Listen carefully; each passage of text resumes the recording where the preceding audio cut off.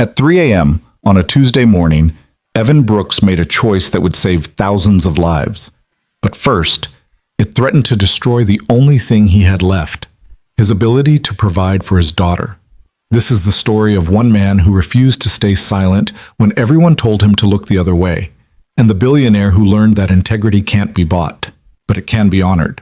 If you believe that doing the right thing still matters, even when no one's watching, stay with me until the end of this story. And if it moves you, hit that like button and drop a comment telling me what city you're watching from.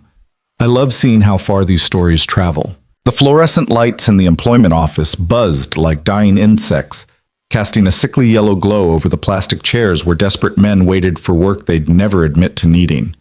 Evan Brooks sat in the back row, his daughter's school picture folded in his wallet like a talisman against failure. He'd been staring at the same water-stained ceiling tile for 20 minutes, counting the seconds between each drop that fell into a dented bucket in the corner. Brooks. Evan Brooks. He stood, feeling the eyes of every other man in the room track his movement toward the dispatcher's window. They all knew what was coming. Everyone had heard about the Harrington Tower night shift, the job that had churned through 6 guards in 3 months. Equipment failures, unexplained incidents. One guard claimed he'd heard things in the walls. Another just stopped showing up after his second night. No explanation, no final paycheck collected. The dispatcher, a heavy-set woman named Gloria, who'd seen enough broken men to recognize one at first glance, didn't bother with pleasantries. "You sure about this?" she asked, her fingers hovering over the keyboard. "I got a warehouse gig. Less money, but it's steady. Day shift." "I need the night differential," Evan said quietly. "And the building's downtown, closer to my daughter's school." Gloria's expression softened slightly. She'd heard about his wife, everyone in the agency had. Cancer 2 years ago, medical bills that could crush a man who'd already been living paycheck to paycheck, a 6-year-old daughter who needed more than a broken father could provide. "The Harrington Tower pays premium because nobody wants it," Gloria said, leaning forward. "I'm legally obligated to tell you that several previous employees have filed complaints about working conditions. Management disputes those claims, but I'll take it," Evan interrupted. "Evan, listen to me." Gloria's voice dropped to something almost maternal. "I've been doing this job for 15 years. I've placed guys in factories, construction sites, places where people actually die on the job. And I'm telling you, there's something wrong with that building. I can't explain it, but every single guard who's worked there looks like they've seen something they can't unsee." Evan met her gaze steadily. "I'm a widower raising a 6-year-old on his own. I've already seen plenty I can't unsee. At least this job pays enough for me to keep the lights on and put food on the table." Gloria sighed and began typing. "Orientation is tomorrow at 4 p.m. Shift starts at 10 p.m. You'll be solo from 10 to 6 a.m. The building is mostly empty at night, just a few late-working executives and cleaning crews. Your job is to monitor security feeds, do regular floor checks, and respond to any alerts." She slid a packet of papers across the counter. "Sign here, here, and initial here. This waiver acknowledges that you've been informed of previous employee complaints and that you accept the position at your own discretion." Evan barely glanced at the documents before signing. He'd signed away pieces of his soul to keep his daughter fed and housed. One more form meant nothing. "One more thing," Gloria said as he turned to leave. "The building is owned by Claire Harrington. You might have heard of her. Billionaire real estate developer, family empire, all that. She's rarely there, but if you do see her, keep your head down and your mouth shut. People at her level don't like being reminded that the help exists." Evan nodded and walked out into the cold morning air, clutching the papers that represented his latest attempt to outrun financial disaster. The Harrington Tower. He'd seen it from a distance. 53 stories of glass and steel rising above the city like a monument to someone else's success. Tomorrow night, he'd walk through its doors as the lowest person in its hierarchy, a ghost hired to watch over emptiness. He pulled out his phone and called his neighbor, Mrs. Chen, a retired teacher who'd become his lifeline when his wife died. "I got the job," he said when she answered. "The tower?" Mrs. Chen's voice carried notes of concern. "Evan, I heard things about that place." "I heard them too," Evan said, watching early morning traffic stream past. "But it pays 40% more than anything else I've been offered. That's the difference between making rent and explaining to Sophie why we have to move again. There was a long pause. Sophie's doing fine here. She's a strong little girl, just like her father. I don't feel very strong, Evan admitted, the words escaping before he could stop them. I feel like I'm barely holding on, and every decision I make is just choosing which catastrophe to postpone. That's what strength looks like sometimes, Mrs. Chen said gently. The jobs we take, the sacrifices we make, our children see those things, Evan. They learn what it means to be responsible, to honor your commitments even when everything feels impossible. After they hung up, Evan stood on the street corner for a long moment, watching the city wake up around him.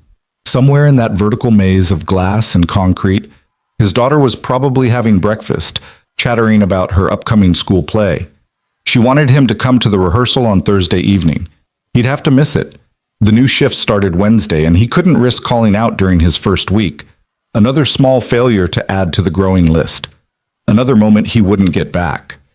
He pushed the thought away and headed home, trying to remember when he'd last felt like something more than a collection of obligations and exhaustion.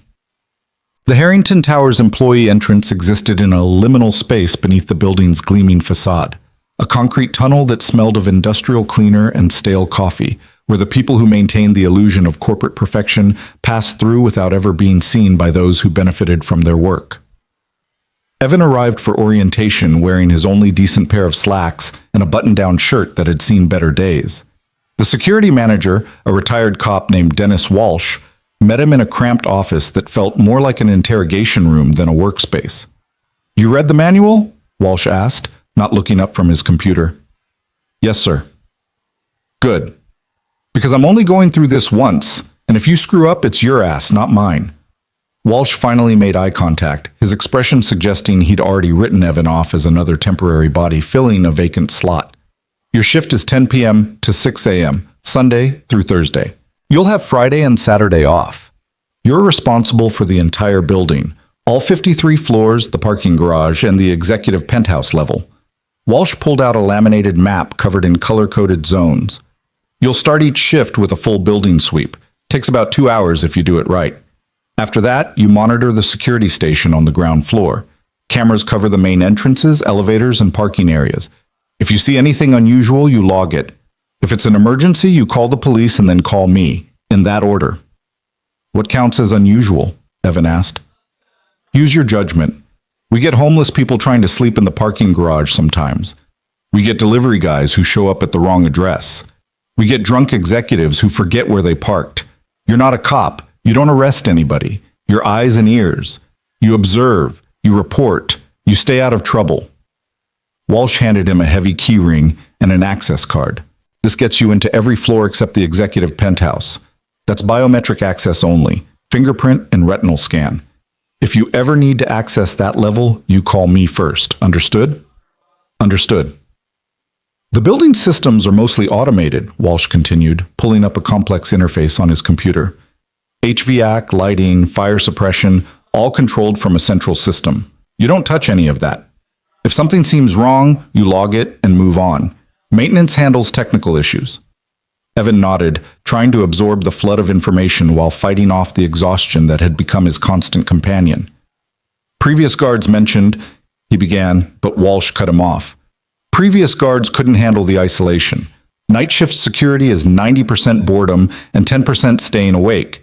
If you can't handle being alone with your thoughts for 8 hours, this isn't the job for you." Walsh's tone made it clear he'd had this conversation before and didn't appreciate having it again. "I can handle it," Evan said. "We'll see." Walsh stood, signaling the orientation was over. "Your uniform is in the locker room. You're expected to maintain a professional appearance at all times. The people who work in this building don't want to be reminded that security exists. Your background scenery, invisible unless something goes wrong." As Evan followed Walsh through the service corridors, he caught glimpses of the building's public face through doorways and windows, soaring atriums filled with natural light, marble floors that reflected like mirrors, art installations that probably cost more than his annual salary. It was a different world, separated from his underground realm by more than just floors and walls. The locker room smelled of bleach and old sweat. Walsh handed him a dark blue uniform with Harrington Security embroidered over the breast pocket and left without ceremony. Evan changed slowly, catching his reflection in a spotted mirror. The uniform fit poorly, too tight across the shoulders and too loose at the waist. He looked exactly like what he was, a desperate man wearing borrowed authority, hoping no one looked too closely. His phone buzzed with a text from Sophie, sent from Mrs. Chen's phone. "Daddy, I miss you. When are you coming home?" He typed back. "Soon, sweetheart. Be good for Mrs. Chen. I love you." 3 sentences that felt like lies and truth simultaneously. He'd be home at dawn, exhausted and hollow. She'd be asleep. They'd miss each other again, ships passing in the night of his necessity. He pocketed his phone and headed back toward Walsh's office for his first official shift, trying to ignore the way the building seemed to press down from above, 53 stories of other people's ambitions balanced on his shoulders. 10 p.m. came with an almost supernatural quiet. The day shift guard, a young guy named Marcus who looked relieved to be leaving, gave Evan a quick handoff at the security desk. "Nothing weird today," Marcus said, gathering his belongings. "Couple executives working late on 47, cleaning crews finishing up on the lower floors, standard Wednesday night." "The previous guards who left," Evan said carefully. "Did they mention anything specific?" Marcus hesitated, his hand on his bag. "Look, I work days. I don't know what happens here after dark. But I will say this. The building feels different at night. Sounds travel weird. Shadows fall wrong. Maybe it's just psychology, your brain playing tricks because you're alone in a big empty space, but maybe it's not." "That's not reassuring," Evan said. "You want reassurance, go work at a mall." Marcus headed toward the exit, then paused. "One more thing. If you hear sounds in the walls, humming, clicking, whatever, don't investigate. It's just the building settling. Old HVAC systems, pipes expanding and contracting. You start chasing every noise, you'll drive yourself crazy." After Marcus left, Evan sat at the security desk and surveyed his new domain. 12 monitors showed different views of the building: lobby, parking garage, elevator banks, loading dock. Everything looked normal, quiet, safe. He pulled out the inspection checklist and began his first full building sweep. The lower floors were straightforward. Offices empty and dark, cleaning crews working methodically through conference rooms and cubicles. Evan nodded to them as he passed, receiving wary looks in return. The invisible man making his rounds. By the time he reached the 30th floor, the cleaning crews had finished and descended, leaving him truly alone. The silence was profound, broken only by the whisper of his footsteps on polished floors and the distant hum of ventilation systems. Floor 35, floor 40, floor 45, floor oops, each level identical to the last. Glass offices overlooking the city, expensive furniture arranged in careful patterns, motivational posters about teamwork and excellence that meant nothing to the man checking door locks at midnight. On floor 47, Evan found the late-working executives Marcus had mentioned. 3 men in expensive suits, shirts unbuttoned and ties loosened, gathered around a conference table covered in documents and laptop computers. They didn't acknowledge his presence as he walked past their glass-walled war room. To them, he was furniture, a function, not a person. He continued upward, his legs aching from the stairs he'd chosen to take instead of the elevator. The fitness tracker he'd bought during a brief period of optimistic self-improvement showed he'd already walked 3 miles, and he wasn't even halfway through the shift. Floor 50, floor 51, floor 52, and then finally, floor 53, the executive penthouse level where the biometric scanner blinked red at his access card. Evan peered through the reinforced glass doors at the darkened space beyond. Even from this distance, he could see it was different from the floors below. Real art on the walls, furniture that looked handcrafted rather than catalog ordered. The kind of space where decisions affecting thousands of lives were made over catered lunches and imported coffee. Claire Harrington's domain. The woman who owned this monument to vertical ambition, who probably had no idea that a widowed father was walking her hallways at midnight, checking locks and trying not to think about his daughter sleeping without him. He turned away from the penthouse and began his descent, following the checklist's prescribed route through mechanical rooms and maintenance areas most people never knew existed. That's when he first noticed it. In the mechanical room on floor 42, A red light blinked on a control panel labeled Fire Suppression System. Not the steady green that indicated normal function, but a persistent red that suggested something was wrong. Evan checked his manual. The section on building systems was frustratingly vague. Report any unusual system indicators to maintenance supervisor. Do not attempt to diagnose or repair technical issues. He photographed the blinking light with his phone and made a note in his log. 11:47 p.m. Floor 42 mechanical room. Fire suppression system showing red indicator light. Then he continued his rounds, trying to ignore the small knot of unease forming in his chest. By 1 a.m., he was back at the security desk, feet throbbing, eyes burning with the unique exhaustion of forced alertness. The building had settled into its nighttime rhythm. The slight groans of steel and concrete adjusting to temperature changes, the whisper of air through ventilation shafts, the occasional ping of an elevator reaching its destination on some automated cleaning protocol. Evan pulled out his phone and scrolled through photos of Sophie. Her first day of kindergarten. Last Halloween, dressed as a superhero. Her mother's funeral, standing beside him in a too large black dress, not understanding why mommy wouldn't wake up. He'd promised his dying wife that he'd take care of their daughter, that he'd make sure Sophie had opportunities, education, a future that extended beyond the poverty that had defined their own childhoods. Every job he took, every shift he worked, every moment of exhaustion and desperation, it was all in service of that promise. Even this one. Even a job in a building that made other men quit in fear. Working hours that meant he'd miss his daughter's waking life, becoming a ghost in his own home. At 2:15 a.m., Evan's radio crackled to life. Security, this is Executive Suite B on 47. We need coffee. Can you send someone up? Evan picked up the radio, confused. This is security. I'm not sure. Figure it out, the voice interrupted. There's a coffee service on floor 30. Bring a full pot and 3 cups. Black, no sugar. The radio went silent before Evan could respond. He stared at the device for a long moment, processing this unexpected addition to his duties. The manual had said nothing about coffee service, but the executives on 47 were working late, and apparently, in their world, the night security guard was interchangeable with any other service employee. Evan headed to floor 30, found the coffee service area, and prepared a pot according to the instructions posted on the wall. He carried the tray to floor 47, his security uniform feeling more like a servant's livery with each step. The executives barely glanced up when he entered their conference room. About time, one of them muttered. Put it on the credenza. Evan set down the tray and turned to leave. Wait, another executive said, this one younger than the others, with the kind of casual arrogance that came from never having worried about money. You're new. What happened to the last guy? I don't know, sir, Evan said. I just started tonight. They all quit, the third executive said, not looking up from his laptop. Every single one. You think this one will last longer? I need this job, Evan said quietly. So yes, I'll last. The younger executive laughed. They all need the job. That's why they take it. But needing something and enduring something are different things, aren't they? Evan didn't respond. He left the conference room and returned to his desk, the executive's laughter following him down the hallway like mockery made audible. At 3 a.m., during his second building sweep, Evan returned to the mechanical room on floor 42.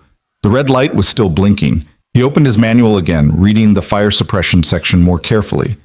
The Harrington Tower used an advanced FM 200 system, a clean agent fire suppression system that protected sensitive equipment and documents by displacing oxygen rather than using water or foam. The system was designed to detect fires early and suppress them before they could spread. If the system was malfunctioning, that was more than a maintenance issue. That was a safety hazard. Evan took more photographs and made additional notes in his log. Then, following his training, he called the maintenance supervisor's emergency line. The call went to voicemail. He tried the facility manager's number. Same result. Finally, he called Dennis Walsh, the security manager.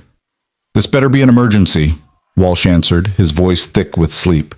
Sir, I'm seeing a warning indicator on the fire suppression system in the mechanical room on floor 42. The manual says to report unusual system indicators, so I'm reporting it. There was a long pause. What kind of indicator? A red light. The panel shows the system in some kind of error state. Another pause, longer this time. Did you try resetting it? The manual says not to touch any building systems. Right, okay. Look, log it in the report and send it to maintenance. They'll check it out during business hours. But if the fire suppression system is down, Brooks, listen to me carefully.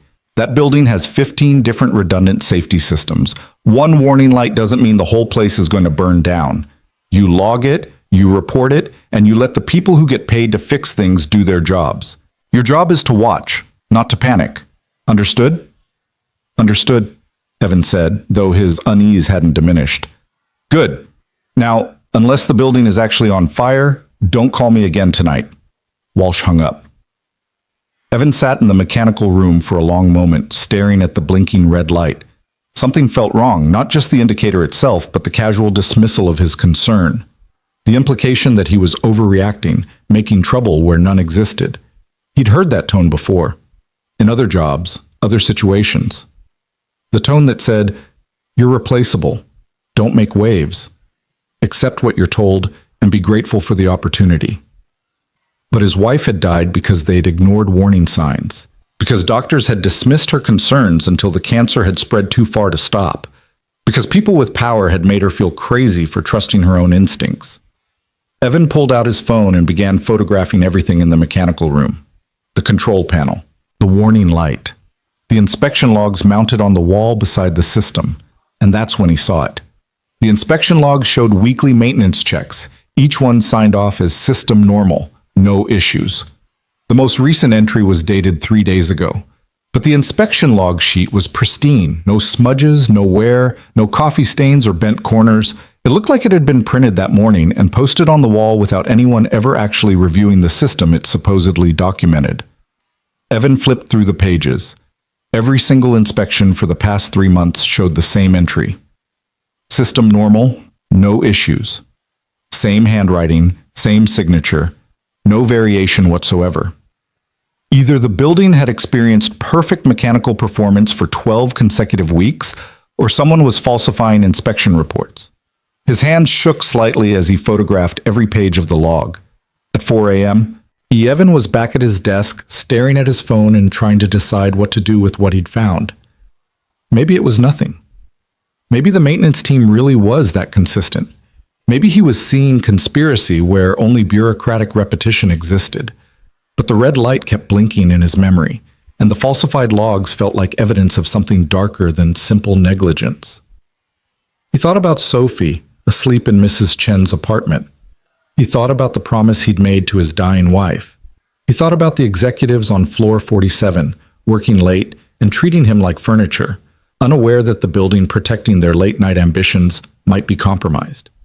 He thought about all the people who would walk through these doors tomorrow, employees and visitors and cleaning crews and delivery drivers, thousands of people trusting that someone was keeping them safe. And he thought about the 6 guards who'd quit before him, each one unwilling or unable to last more than a few weeks in this job. What had they seen? What had they known? At 5 a.m., with dawn still an hour away, Evan made a decision. He logged into the security system and began reviewing archived footage from the mechanical room on floor 42. If the maintenance team was doing actual inspections, the cameras would have captured them. It took him 20 minutes to figure out the interface and locate the right camera feed. When he finally accessed the footage from the past week, what he saw made his stomach turn. No one had entered that mechanical room in 7 days. The inspection log showed daily checks. The camera footage showed an empty room day after day, with nothing but the blinking red light marking the passage of time. Evan sat back in his chair, his heart pounding. This wasn't negligence, this was active fraud.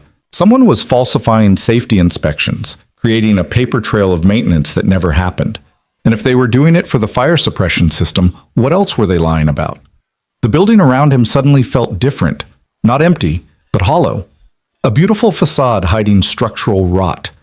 As dawn began to lighten the sky beyond the tower's windows, Evan gathered his evidence. Photographs, notes, and archived footage metadata. He didn't know what he was going to do with it yet. Didn't know who he could trust or what reporting this might cost him.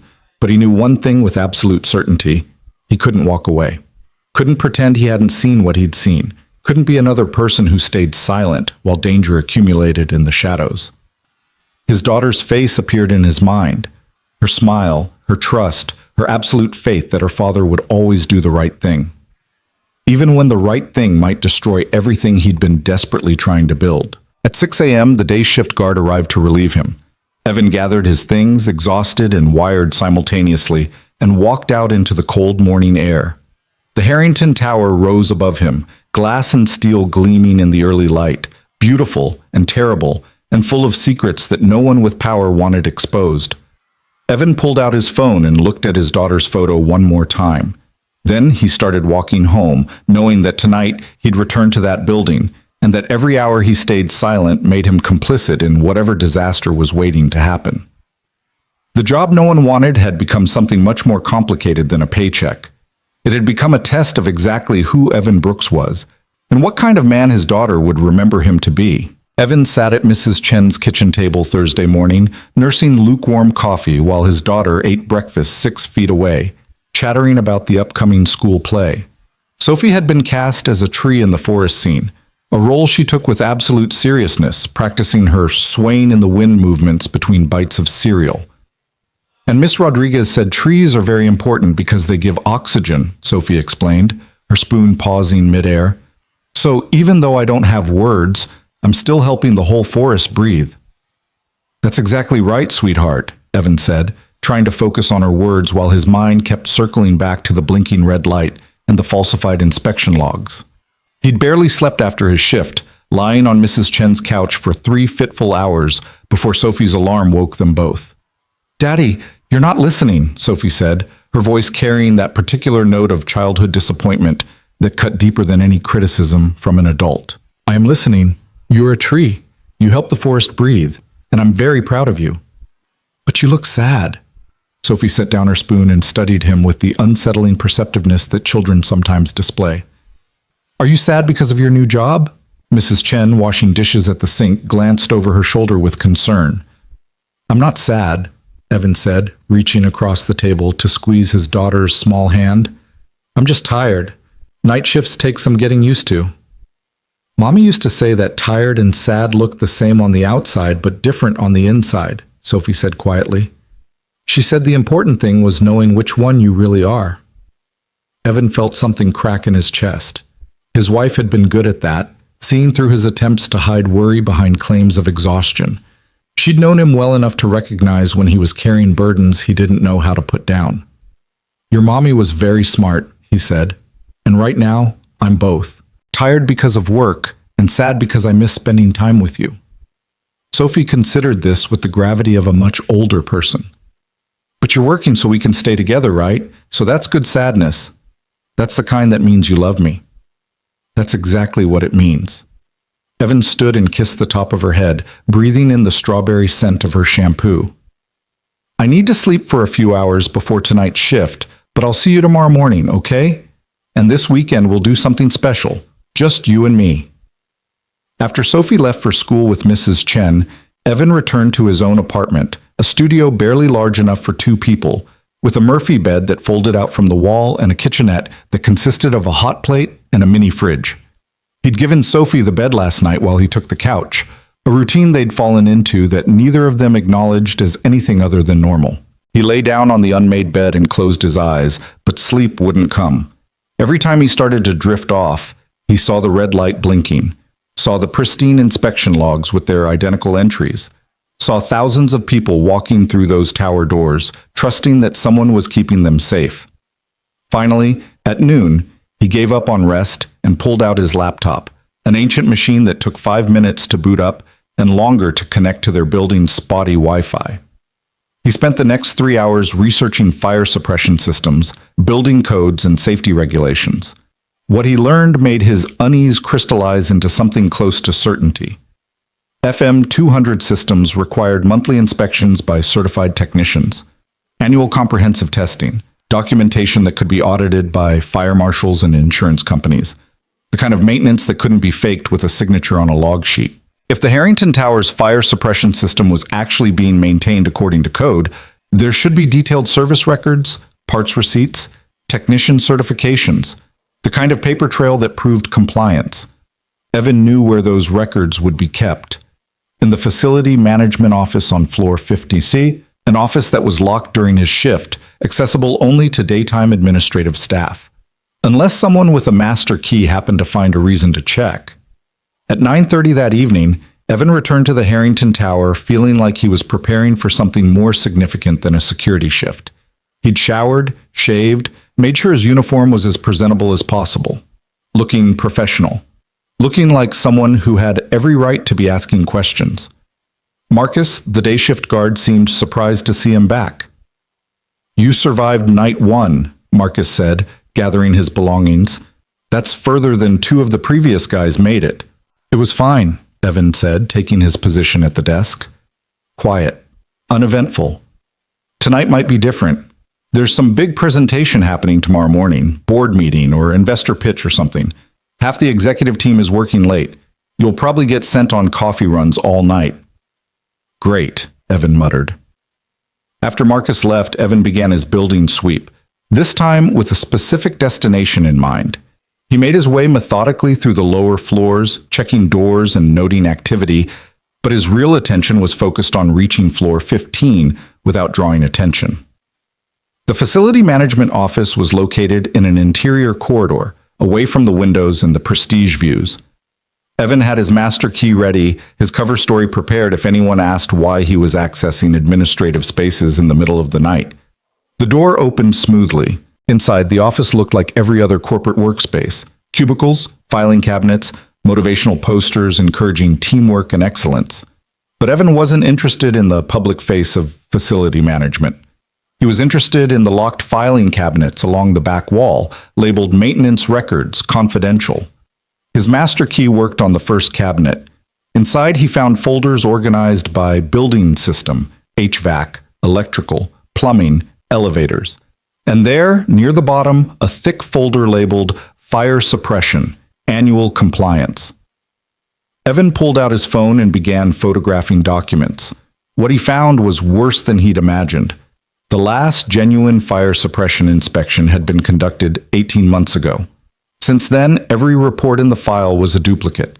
The same document, reprinted with updated dates, signed by someone named Thomas Garrett, who, according to his technician certification, had died 7 months ago. Someone had been systematically forging inspection reports for more than a year, using a dead man's credentials to create the illusion of compliance. And based on the volume of paperwork, it wasn't limited to fire suppression. HVAC inspections, elevator maintenance, structural assessments, all of it falsified, all of it signed by contractors who either didn't exist or were no longer alive to contradict the fraud. Evan's hands shook as he photographed page after page, his phone's camera clicking in the silent office like an accusation. This wasn't just negligence, this was a criminal conspiracy. Someone was systematically avoiding the costs of actual building maintenance by creating fake documentation, gambling that nothing would fail catastrophically enough to expose the deception. And everyone working in this building, from the billionaire in the penthouse to the cleaning crews on the lower floors, was at risk because of it. Evan was so focused on documenting the evidence that he almost didn't hear the elevator doors open down the hall. Footsteps. Multiple people. Voices discussing quarterly projections and market positioning. He quickly returned the folders to their cabinet, locked it, and slipped out of the office, pulling the door shut behind him just as 3 executives rounded the corner. "Evening," one of them said, barely glancing at Evan as they passed. To them, he was scenery, invisible. Evan nodded and continued his rounds, his heart pounding, his phone heavy with evidence in his pocket. By midnight, he was back at the security desk, staring at his phone and trying to decide what to do next. The responsible thing would be to report this to building management. Let the proper authorities investigate. Follow the chain of command like he'd been trained to do in every job he'd ever held. But something stopped him. The falsified records weren't random mistakes or isolated incidents. They represented systematic fraud that had to involve multiple people, facility managers, administrative staff, possibly executives who benefited from the cost savings. If he reported this to building management, he'd be reporting it to the very people who were likely responsible. At 12:30, Evan's radio crackled. "Security, this is Executive Suite B on 47. We need you up here." Evan grabbed his radio. What's the issue? No issue. We just need to talk to you. Come up. Something in the voice's tone made Evan's stomach tighten, but he couldn't refuse a direct summons from executives working late. He took the elevator to 47 and found the three men from the previous night waiting in their conference room. The younger executive, whose arrogance had been so casually displayed before, gestured to a chair. Sit down, Brooks. That is your name, right? Yes, sir. Evan remained standing. Is there a problem? That depends, the executive said, leaning back in his chair with the kind of relaxed posture that came from never having feared consequences. Dennis Walsh called me this afternoon, said you'd been making noise about some warning light in a mechanical room, bothering maintenance supervisors in the middle of the night, acting like the sky was falling. Evan kept his expression neutral. I saw an indicator that suggested a system malfunction. The manual says to report unusual conditions. The manual also says to use common sense, another executive interjected. Do you have any training in building systems? Any expertise in fire suppression technology? No, sir. Then maybe you should trust that the people who do have that expertise know what they're doing. This building has more safety redundancies than a nuclear power plant. One warning light doesn't mean anything except that you're looking for problems where none exist. The third executive, older than the others and carrying himself with the weight of someone used to being obeyed, leaned forward. Let me be very clear, Brooks. The Harrington Tower employs over 2,000 people. Claire Harrington has built an empire on the reputation of this company and this building. The last thing we need is some overzealous night guard creating panic over routine maintenance issues. With respect, sir, falsified inspection logs aren't routine maintenance issues. The silence that followed was profound. The older executive's expression hardened. What did you just say? Evan knew he'd crossed a line, knew he should backtrack, apologize, claim he'd misspoken. But he thought about Sophie, about his wife, about all the times he'd stayed silent when speaking up might have mattered. I reviewed the maintenance records, Evan said quietly. The fire suppression system hasn't been properly inspected in over a year. The logs show daily checks that never happened. Some of the reports are signed by a technician who died 7 months ago. The younger executive laughed, but there was no humor in it. You broke into a locked office and went through confidential files. Are you insane? I have a master key. Part of my security duties is checking all areas of the building. Your duties are checking door locks and watching monitors, the older executive said coldly. Not conducting amateur investigations into facility management operations. You're a security guard, Brooks. The lowest person in this building's hierarchy. You don't get to make decisions about what is and isn't important. I get to make decisions about what's safe and what isn't, Evan said, his voice steady despite the fear coursing through him. And this building isn't safe. The fire suppression system is compromised, the maintenance records are fraudulent, and everyone working here deserves to know that. The older executive stood slowly, his face flushed with anger. Let me explain something to you. This building is worth $800 million. The Harrington Corporation has annual revenues exceeding $3 billion. Claire Harrington sits on the boards of 6 major companies and employs 15,000 people worldwide. Your concerns about a blinking light and some paperwork irregularities mean absolutely nothing compared to the stability of this organization. He moved closer to Evan, his voice dropping to something almost intimate in its menace. You have a daughter, don't you? Single father, living in a studio apartment in a building that should have been condemned years ago, working night shifts because you can't get anything better. You think you're in a position to make waves, to threaten the livelihoods of people who actually matter? Evan felt something cold settle in his chest. Are you threatening me? I'm explaining reality. You can walk away from this. Forget what you think you saw. Keep doing your job, the job you were hired to do, which is walking hallways and watching cameras. Or you can keep pushing, and if you keep pushing, we'll push back, hard. The younger executive chimed in, his tone almost friendly. Look, Brooks, we get it. You're conscientious, you want to do the right thing, but you're out of your depth here. This is a complex organization with complex systems. What looks like fraud to someone with no background in facility management might actually be standard administrative shortcuts. You don't have the expertise to understand what you're looking at. I understand falsified documents, Evan said. And I understand that if something happens, if there's a fire, if people get hurt, everyone who stayed silent becomes responsible. The older executive's expression turned to something like contempt. Nothing is going to happen. This building has stood for 30 years without incident. It will stand for 30 more. Your paranoia doesn't change that fact. He gestured toward the door. You're dismissed. And Brooks? If I hear that you've been spreading rumors, accessing files you have no business reading, or otherwise making trouble, you'll be terminated immediately. No severance, no references, nothing. Do we understand each other? Evan met his gaze steadily. Yes, sir. We understand each other perfectly. He walked out of the conference room feeling the executive's eyes on his back like physical weight. The elevator ride back to the ground floor felt longer than usual, the building pressing in from all sides. Back at the security desk, Evan sat in the flickering glow of the monitors and tried to think clearly through the fear and anger competing for dominance in his mind. They'd threatened him, threatened his daughter, made it clear that speaking up would cost him everything he'd been desperately trying to hold together. But they'd also confirmed his suspicions. If the maintenance irregularities were innocent, they would have laughed off his concerns. Instead, they'd resorted to intimidation, which meant they knew. They knew the building's systems were compromised, and they were actively covering it up. At 2 a.m., Evan pulled out his phone and stared at the evidence he'd accumulated. Photographs of falsified logs, video timestamps showing empty mechanical rooms, documentation of a criminal conspiracy that put thousands of lives at risk.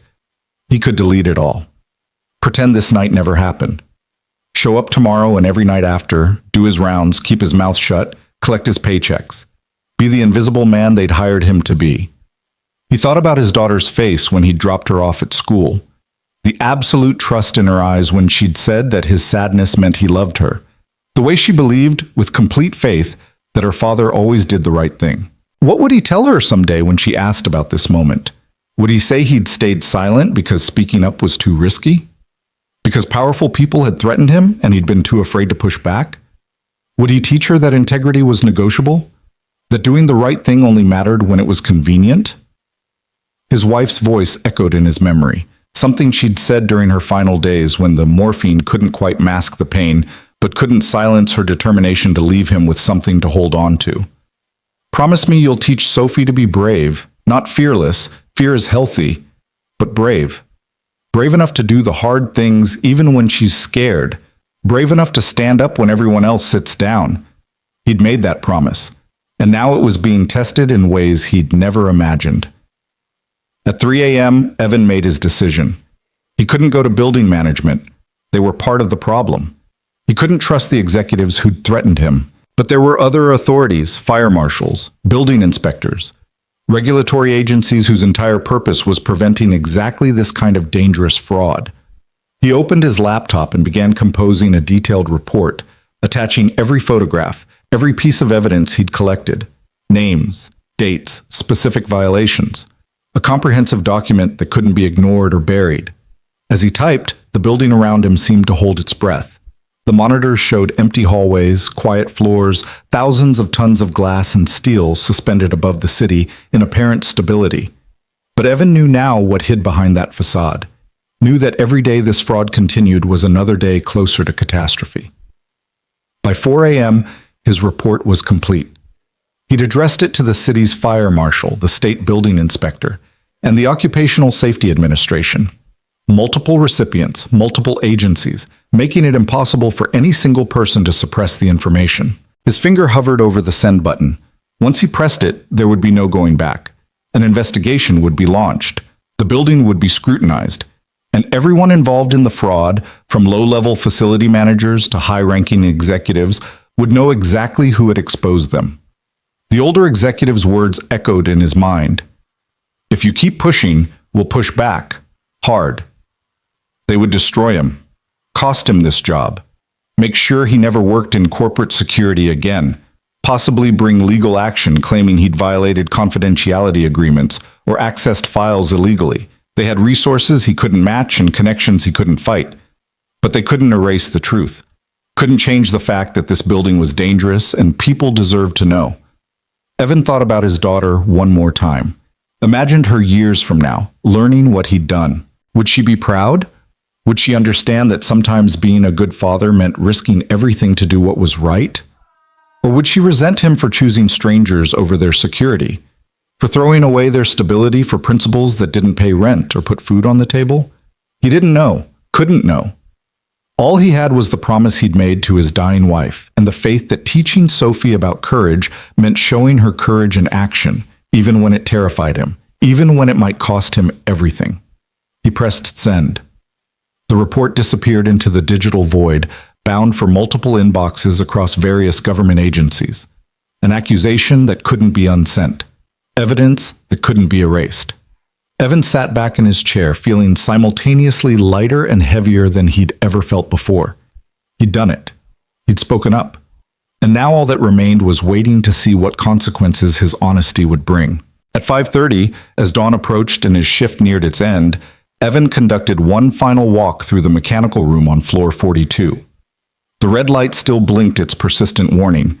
The falsified logs still hung on the wall, their lies preserved in official-looking documentation. But they wouldn't remain hidden much longer. By tomorrow, maybe the day after, inspectors would arrive. Questions would be asked. The fraud would be exposed. And Evan Brooks, single father, widower, the invisible man hired to watch but not to see, would have done something that actually mattered. Whatever came next, he'd face it knowing he'd honored his promise to his wife and his daughter. That when confronted with a choice between silence and truth, he'd chosen truth, even if it destroyed him. As he walked back to the security desk for the last hour of his shift, Evan noticed something he hadn't seen before. A small crack in one of the building's interior support columns, barely visible unless you knew where to look. Just another sign of deterioration hiding behind expensive marble and polished glass. The Harrington Tower was falling apart from the inside, and everyone had been too busy maintaining appearances to notice the rot spreading through its foundations. But they would notice now. They had to. Because Evan Brooks had refused to stay silent, and sometimes that was all it took to change everything. The day shift guard arrived promptly at 6, and Evan handed over the desk with mechanical efficiency, saying nothing about the report he'd filed or the reckoning that was coming. He walked out into the cold morning air, exhausted and terrified, and somehow more certain of himself than he'd been in years. His phone buzzed with a text from Mrs. Chen. Sophie had a nightmare last night. Asked when you're coming home. She needs her father. Evan replied, I'm on my way, and I have something important to tell her about being brave. The knock came at 7:15 on Friday morning, exactly 43 hours after Evan had pressed send on his report to the city fire marshal. He was standing in Mrs. Chen's kitchen, helping Sophie pack her lunch for school, when he heard it. 3 sharp raps that somehow managed to sound official even through a cheap apartment door. His hands froze mid-motion, a peanut butter sandwich suspended between counter and lunchbox. Are you expecting someone? Mrs. Chen asked, wiping her hands on a dish towel. Evan shook his head, his heart already accelerating. He'd been waiting for this moment, dreading it and anticipating it in equal measure, since he'd walked out of the Harrington Tower 2 nights ago. He'd worked his Thursday shift in a state of heightened alertness, expecting security to escort him out at any moment.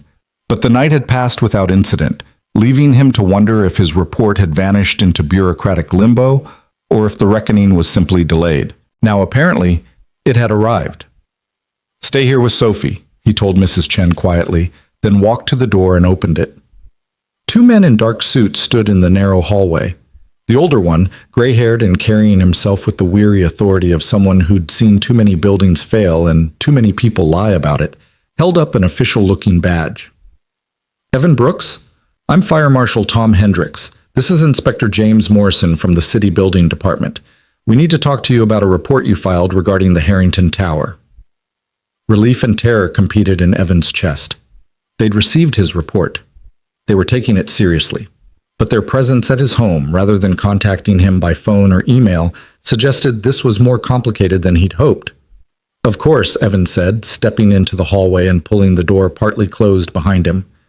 Should I come to your office? We'd prefer to talk here, if that's possible, Hendricks said.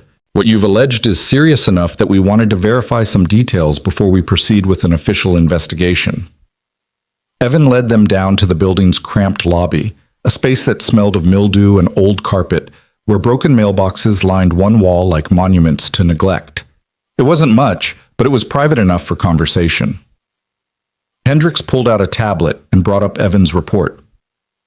You claim the Harrington Towers fire suppression system hasn't been properly inspected in over 18 months, that maintenance logs have been falsified, that inspection reports are being signed by deceased contractors. Those are criminal allegations, Mr. Brooks. We need to know if you're prepared to stand behind them. I am, Evan said steadily. I have photographs of the falsified logs, video timestamps showing no maintenance personnel entering the mechanical rooms, documentation of reports signed by Thomas Garrett, who according to state records died 7 months ago. Morrison, the building inspector, leaned forward. How did you access confidential facility management files? Those offices are locked outside business hours. I have a master key as part of my security duties. The manual says I'm responsible for checking all areas of the building. But not for accessing confidential administrative files, Morrison said, his tone suggesting this could be a problem. I saw a warning indicator on the fire suppression system, Evan explained. When I tried to report it, I was told it wasn't important, but something about the dismissal felt wrong. So I looked for maintenance records to verify that the system was actually being serviced properly. What I found instead was systematic fraud. Hendricks studied him for a long moment. You understand that making false allegations against a major corporation can result in legal consequences? Defamation lawsuits, criminal charges for accessing files without authorization. I understand, Evan said, but the allegations aren't false. Everything I reported can be verified. Check the inspection logs against actual service records. Interview the contractors whose signatures appear on the reports. Pull the building's compliance documentation and compare it to what the code requires. We intend to, Hendricks said, but I need you to understand something. The Harrington Tower is one of the most prominent buildings in this city. Claire Harrington is a major political donor with connections to the mayor's office, the city council, and half the business community. When we show up with inspection orders based on your report, there will be enormous pressure to find that you're wrong, to discredit you, to make this go away as quietly as possible. Morrison nodded. We've dealt with powerful people before. They lawyer up fast. They call in favors. They make whistleblowers' lives very difficult. Are you prepared for that? Evan thought about his daughter eating breakfast upstairs, unaware that her father's decision might be about to unravel their already fragile stability. He thought about the executives who'd threatened him, their casual certainty that he was too powerless to matter. He thought about his wife's final words about teaching Sophie to be brave. I'm prepared, he said quietly, because if I'm right, if that building's systems are compromised and something happens, people will die. And I'll have to live with knowing I could have prevented it and didn't because I was too scared. Hendricks exchanged a glance with Morrison, and something unspoken passed between them. All right, Hendricks said. We'll conduct a surprise inspection this morning. No advance warning to building management. We'll verify your claims independently. If you're right, we'll move forward with a full investigation. If you're wrong, he let the implication hang in the air. I'm not wrong, Evan said. After the inspectors left, Evan sat on the lobby's stained couch for several minutes, trying to steady his breathing. He'd crossed the Rubicon now, set events in motion that couldn't be called back. In a few hours, inspectors would descend on the Harrington Tower, and everyone who'd been complicit in the fraud would know exactly who had exposed them. When he finally climbed the stairs back to Mrs. Chen's apartment, Sophie was waiting by the door, her backpack already on.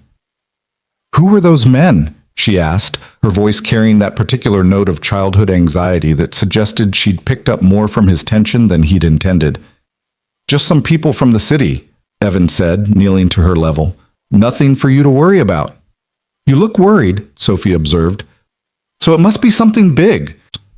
Evan pulled her into a hug, breathing in her strawberry shampoo and feeling the fierce protectiveness that had defined every decision he'd made since her mother died.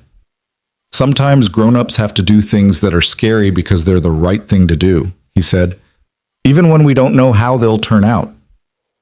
Like when Mommy went to the hospital for treatment, Sophie asked quietly. She was scared, but she did it anyway because she wanted to stay with us? The question hit Evan like a physical blow. His wife's battle with cancer had been exactly that. A series of frightening choices made with courage and hope, even when both felt impossibly hard to maintain. Yes, he managed. Exactly like that. And you're being brave now, like Mommy was? I'm trying to be, Evan said. I'm trying very hard. Sophie hugged him tighter. Then it will be okay, because brave people always make things okay, even when it takes a long time. Evan wished he had her certainty. Wished he believed that courage alone could guarantee positive outcomes. But he knew better. Knew that sometimes doing the right thing still led to disaster. That being brave didn't make you invincible. It just meant you faced consequences without looking away. After Sophie left for school, Evan tried to sleep, but couldn't.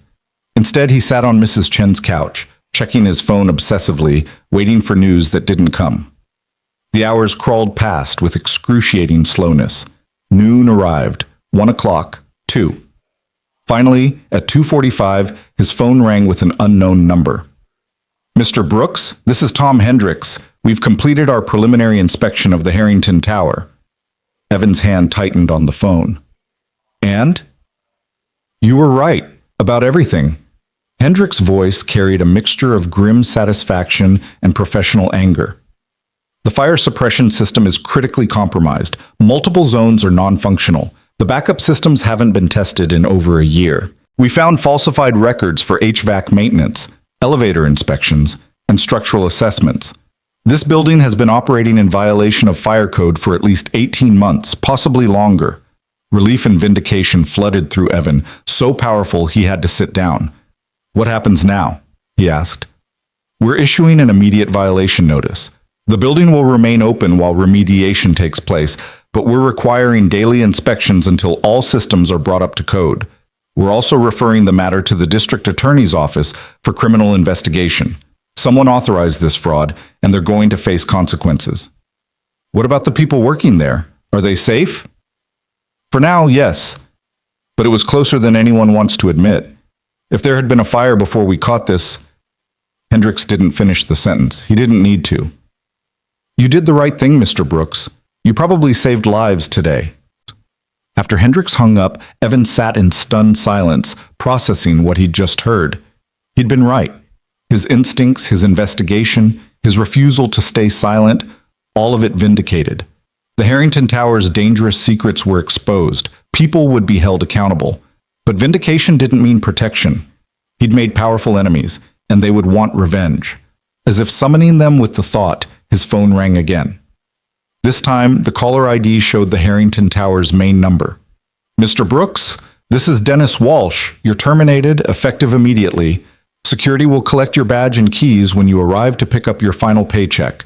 You're not to enter any Harrington Corporation property after today. Is that clear? Crystal clear, Evan said. He'd expected this, had known from the moment he filed his report that the job was lost, but hearing it stated so baldly still stung. You made a serious mistake, Walsh continued, his voice hard. You violated confidentiality agreements.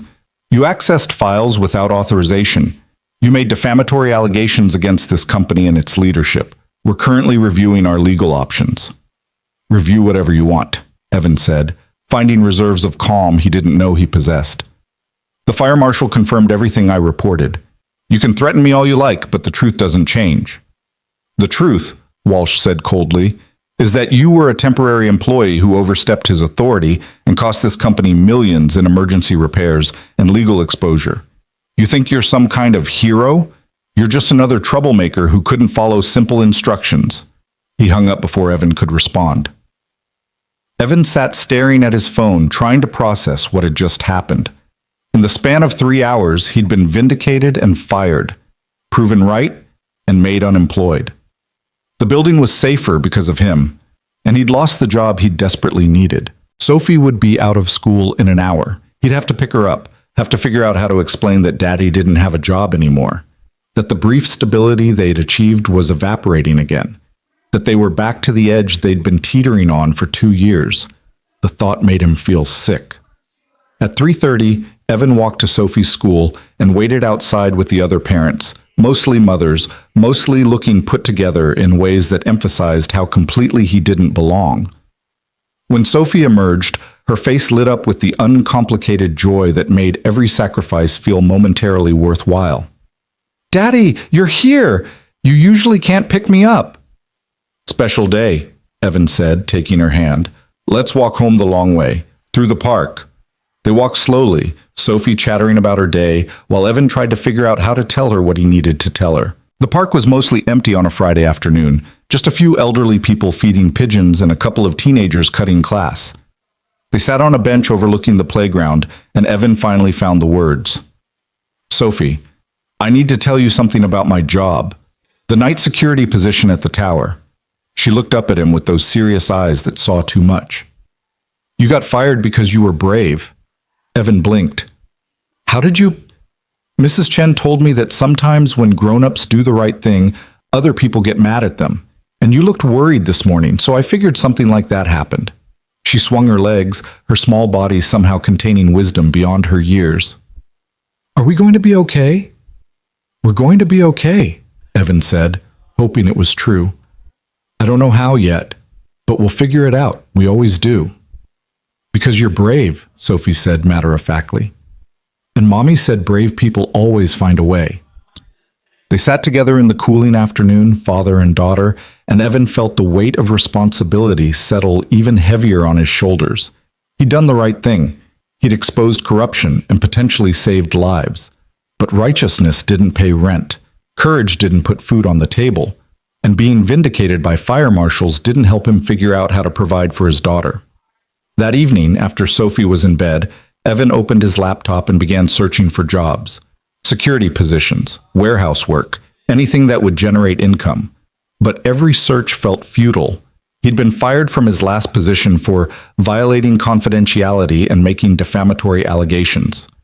No matter how righteous his cause, potential employers would see termination and trouble. He was marked now. Damaged goods in an economy that didn't value whistleblowers. At 11 p.m., his phone buzzed with an email from an address he didn't recognize. The subject line read, "Thank you from a Harrington Tower employee." Evan opened it hesitantly. "Mr. Brooks, you don't know me, but I work on the 32nd floor of the Harrington Tower. Today we were informed about the safety violations you discovered and the inspections that are now happening. I want you to know that there are 2,000 people who come to work in this building every day, and today we learned that someone we've never met put his job on the line to keep us safe. Some of us have children, some of us have families depending on us, and all of us owe you a debt we can never repay. Whatever happens next, please know that what you did mattered. You are a true hero, even if nobody with power will ever admit it. Thank you for your courage. Thank you for caring about strangers.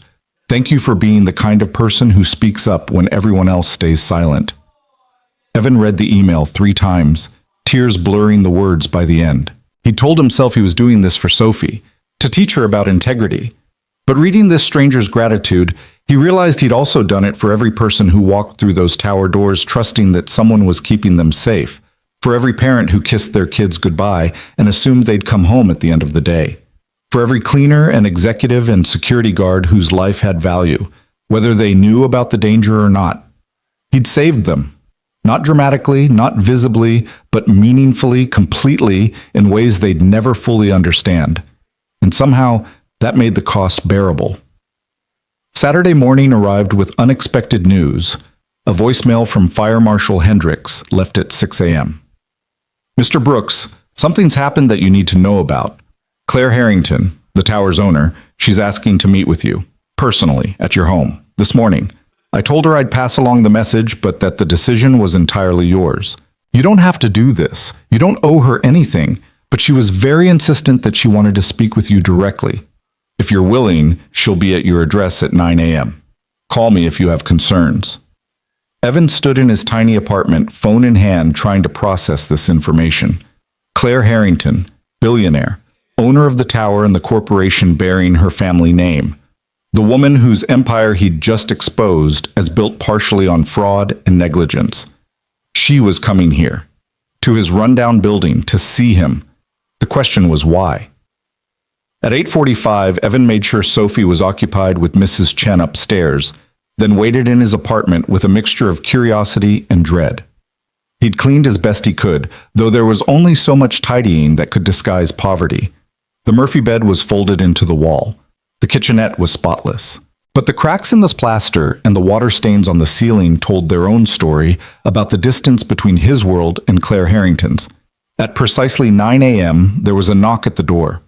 Evan opened it to find a woman in her mid-50s dressed in an expensive but understated suit, her silver-streaked hair pulled back in a simple style that probably cost more than his monthly rent. She stood alone. No security detail, no assistant, no entourage, just a billionaire on a widower's doorstep, looking almost uncertain. "Mr. Brooks? I'm Claire Harrington. Thank you for seeing me." "I'm not sure I had much choice," Evan said carefully. "Come in." Claire entered the small apartment and looked around without any visible judgment, though Evan was acutely aware of how this space must appear to someone whose office probably had better furnishings than his entire home. "Would you like to sit?" he offered, gesturing to the apartment's only chair. "Thank you." Claire sat, and Evan took a seat on the edge of his bed, leaving a careful distance between them. For a long moment, neither spoke. Claire seemed to be gathering her thoughts, and Evan waited, unsure what protocol governed conversations between billionaires and the people they'd just fired. "I owe you an apology," Claire finally said, "and an explanation. But first, I need to understand something. Why did you do it? You had to know it would cost you your job, that it would make powerful people very angry, that you were risking everything for a building full of strangers. So why?" Evan considered the question carefully.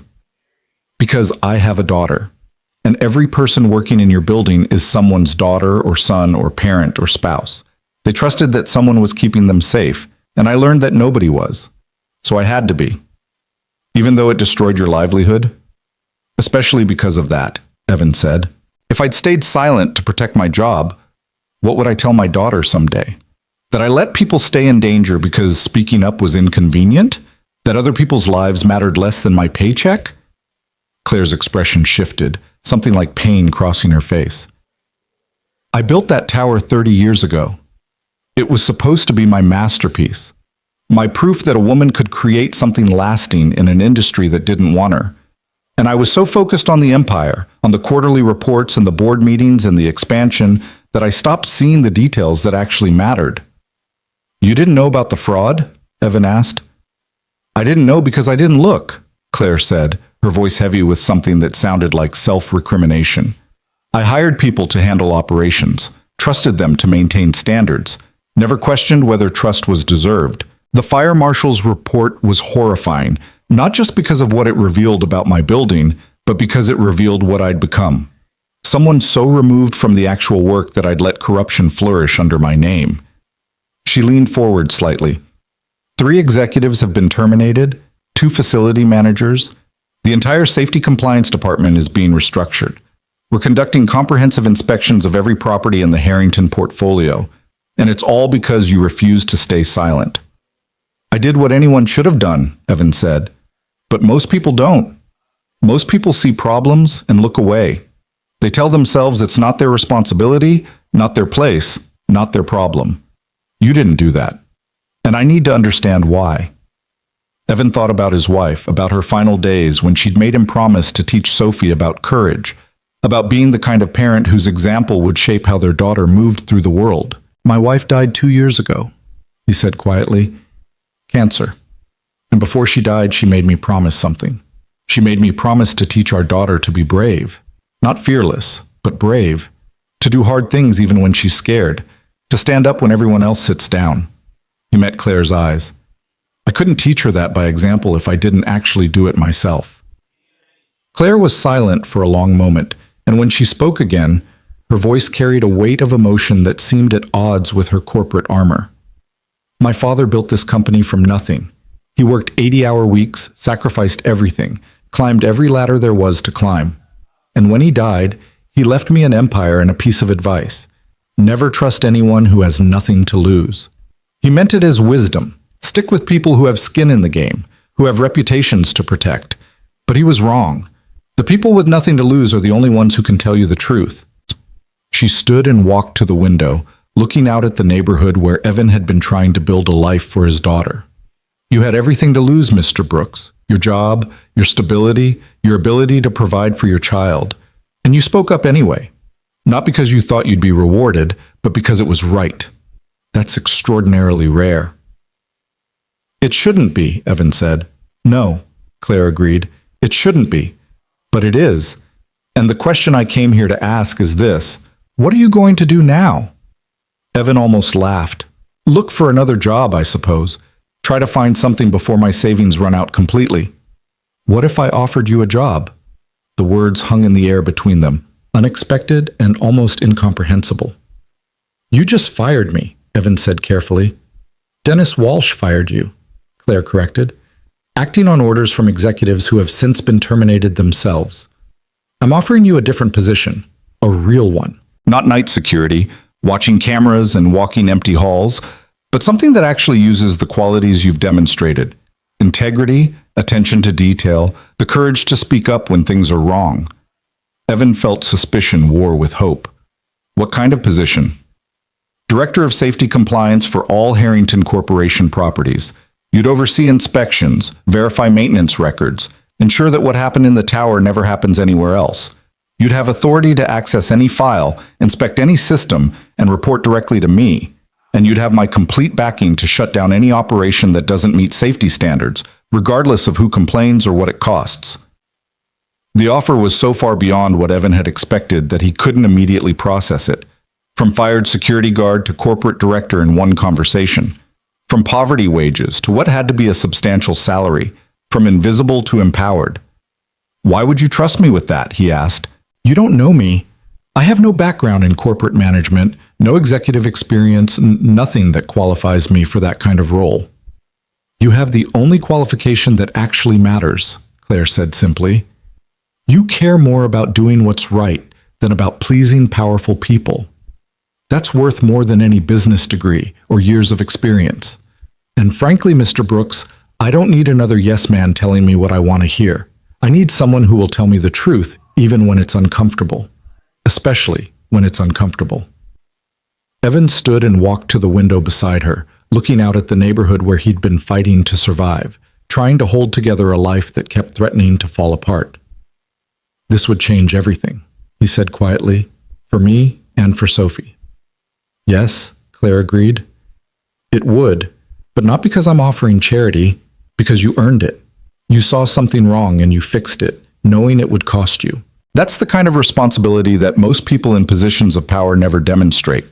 You showed me what real integrity looks like.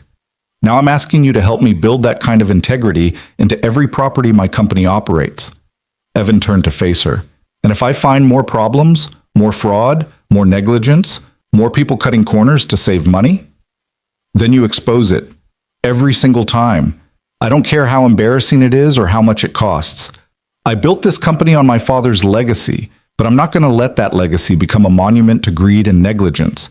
If that means tearing down and rebuilding entire systems, that's what we'll do. I need this in writing, Evan said. The job description, the authority, the direct reporting relationship, everything. Of course, my lawyer will have contracts ready by Monday. And I need one more thing, Evan added, thinking of Sophie and all the promises he'd made. Flexibility to be present for my daughter, to attend school events, to be there when she needs me. I've missed too much of her life already.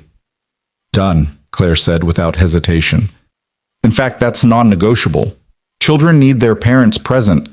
That's something I learned too late with my own kids. She extended her hand. Do we have an agreement? Evan looked at her outstretched hand, manicured, confident, representing a world he'd never imagined accessing. He thought about his daughter upstairs, probably chattering to Mrs. Chen about her upcoming play. He thought about his wife's final wishes. He thought about the anonymous email from the Harrington Tower employee, thanking him for courage. And he thought about the choice he'd made at 3 a.m. in an empty building, when he'd decided that doing what was right mattered more than protecting what little he had. That choice had cost him everything.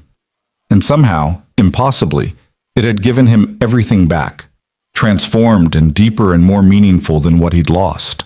He took Claire Harrington's hand and shook it firmly. We have an agreement. After Claire Harrington left his apartment that Saturday morning, Evan stood by the window for a long time, watching her town car disappear into traffic. The conversation felt surreal, like something that had happened to someone else, A fairy tale version of his life where courage was rewarded instead of punished, where doing the right thing led to opportunity instead of disaster. He pulled out his phone and stared at it, trying to decide who to call first. Mrs. Chen would want to know. Sophie deserved to understand that their situation had changed, but the words felt impossible to form. How did you explain that losing everything had somehow led to gaining more than you'd ever imagined? A soft knock interrupted his thoughts. Mrs. Chen stood in the doorway, Sophie beside her, both looking at him with identical expressions of concern. "We saw the fancy car," Mrs. Chen said carefully. Sophie was worried. She thought maybe you were in trouble. "Daddy, who was that lady?" Sophie asked, moving to his side with the unconscious trust that children have before the world teaches them wariness. Evan knelt to Sophie's level, taking her small hands in his. "That was Claire Harrington. She owns the building where I used to work, and she came to offer me a new job." Sophie's eyes widened. "A better job? Because you were brave?" "Yes, sweetheart, a much better job. One that will mean I can be home more, that I can come to your school play and have dinner with you and not miss so much of your life." "And we don't have to move?" The question carried weight far beyond its simple words. All the anxiety of a child who'd already lost one parent and lived with the constant fear of losing more. "We don't have to move," Evan confirmed, pulling her into a hug. "In fact, we might be able to move somewhere better. Somewhere with your own room and a park nearby and all the things you deserve." Sophie hugged him tight, her small body shaking slightly with relief or joy, or some combination of both. When she finally pulled back, her face was serious again. "Mrs. Chen said that sometimes when you do good things, the universe finds ways to give back. Is that what happened?" Evan glanced at Mrs. Chen, who smiled gently. "I think maybe it is," he said. "But it took a long time, and it was scary.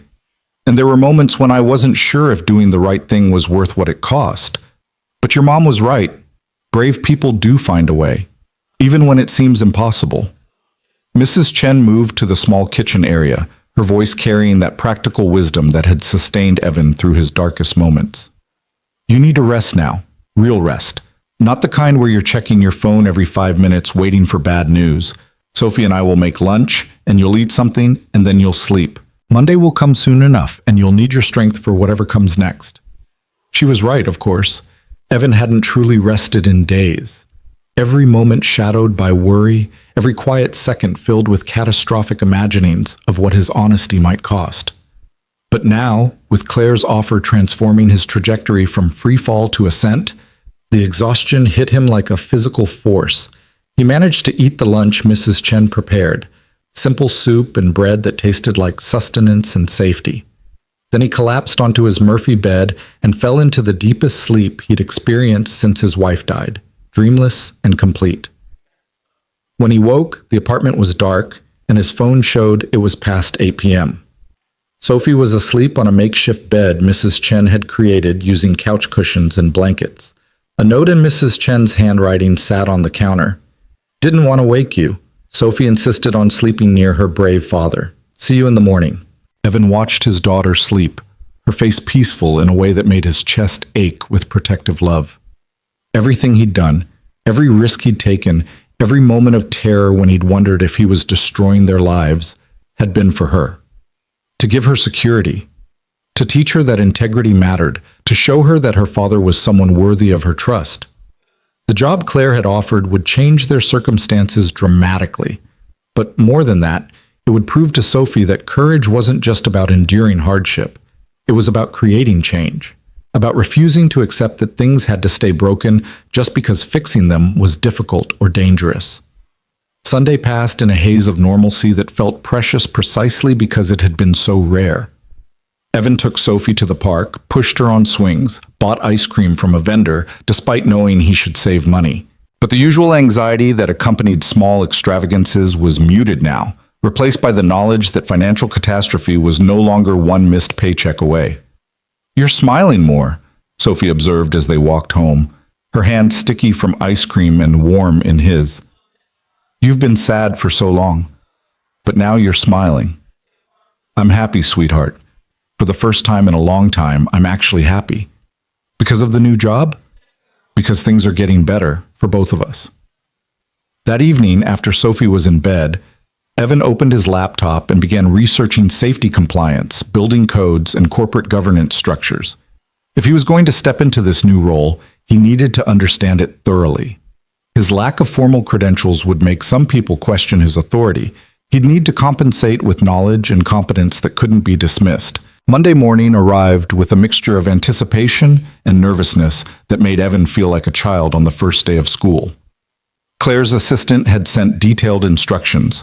Arrive at the Harrington Corporation headquarters at 9 a.m. Ask for Jennifer Martinez in HR. Bring identification for new employee processing.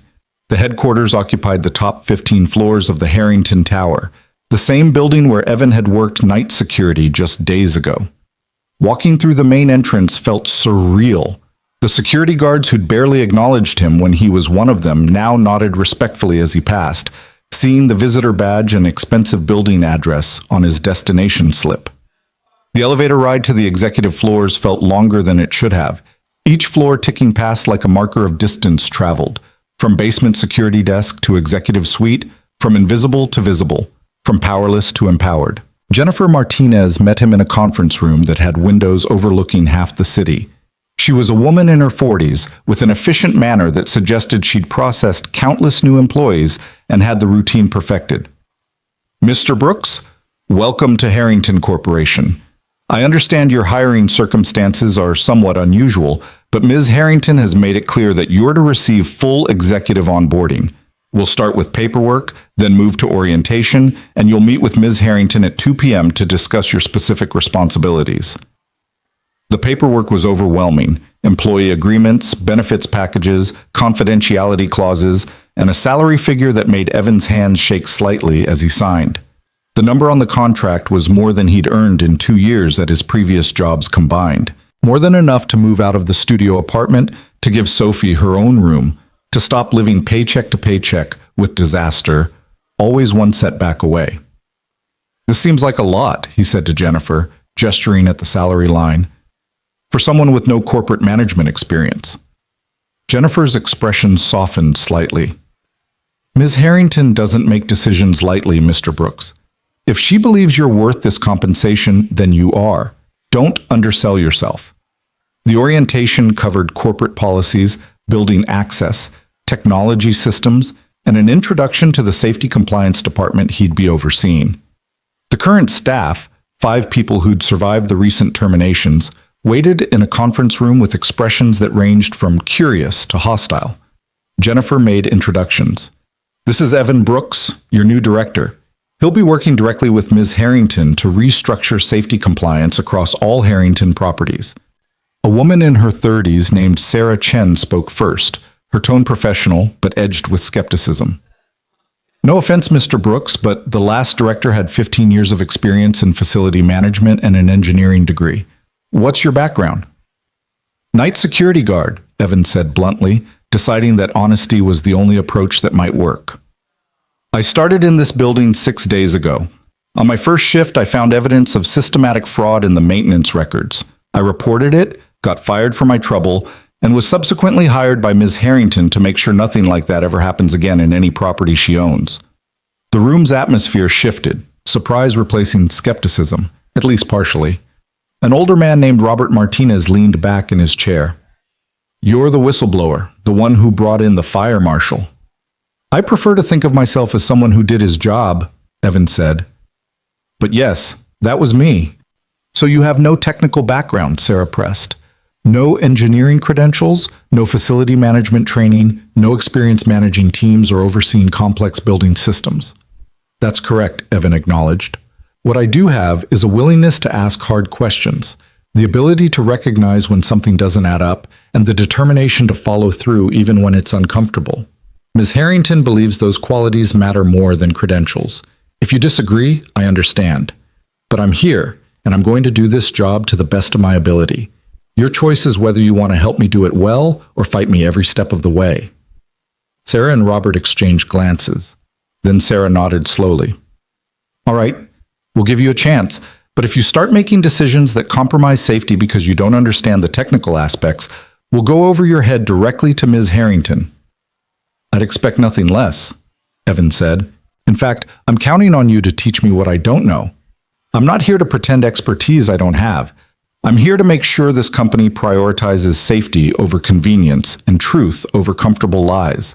If I'm making a mistake, I need you to tell me, directly, without politics or posturing. The team's body language relaxed fractionally. Not complete acceptance, but the beginning of something that might become respect if he earned it.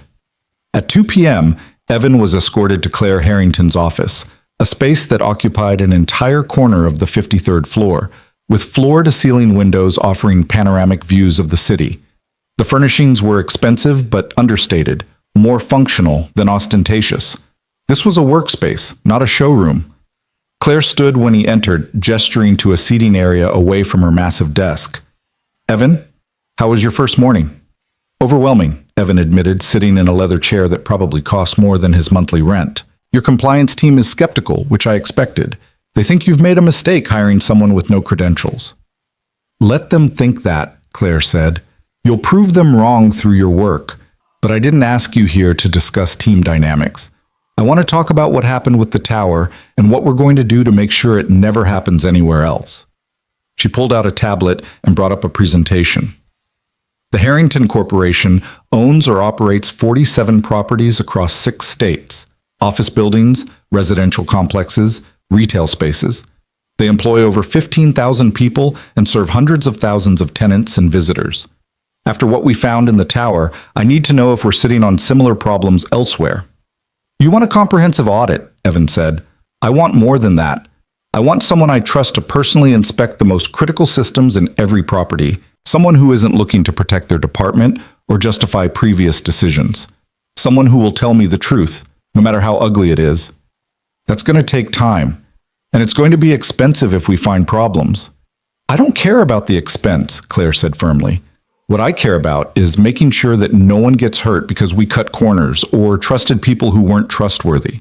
You exposed the tower's fraud because you cared more about lives than about your job security. That's the mentality I need driving this entire audit process. She leaned forward, her expression intense. I'm not naive, Evan.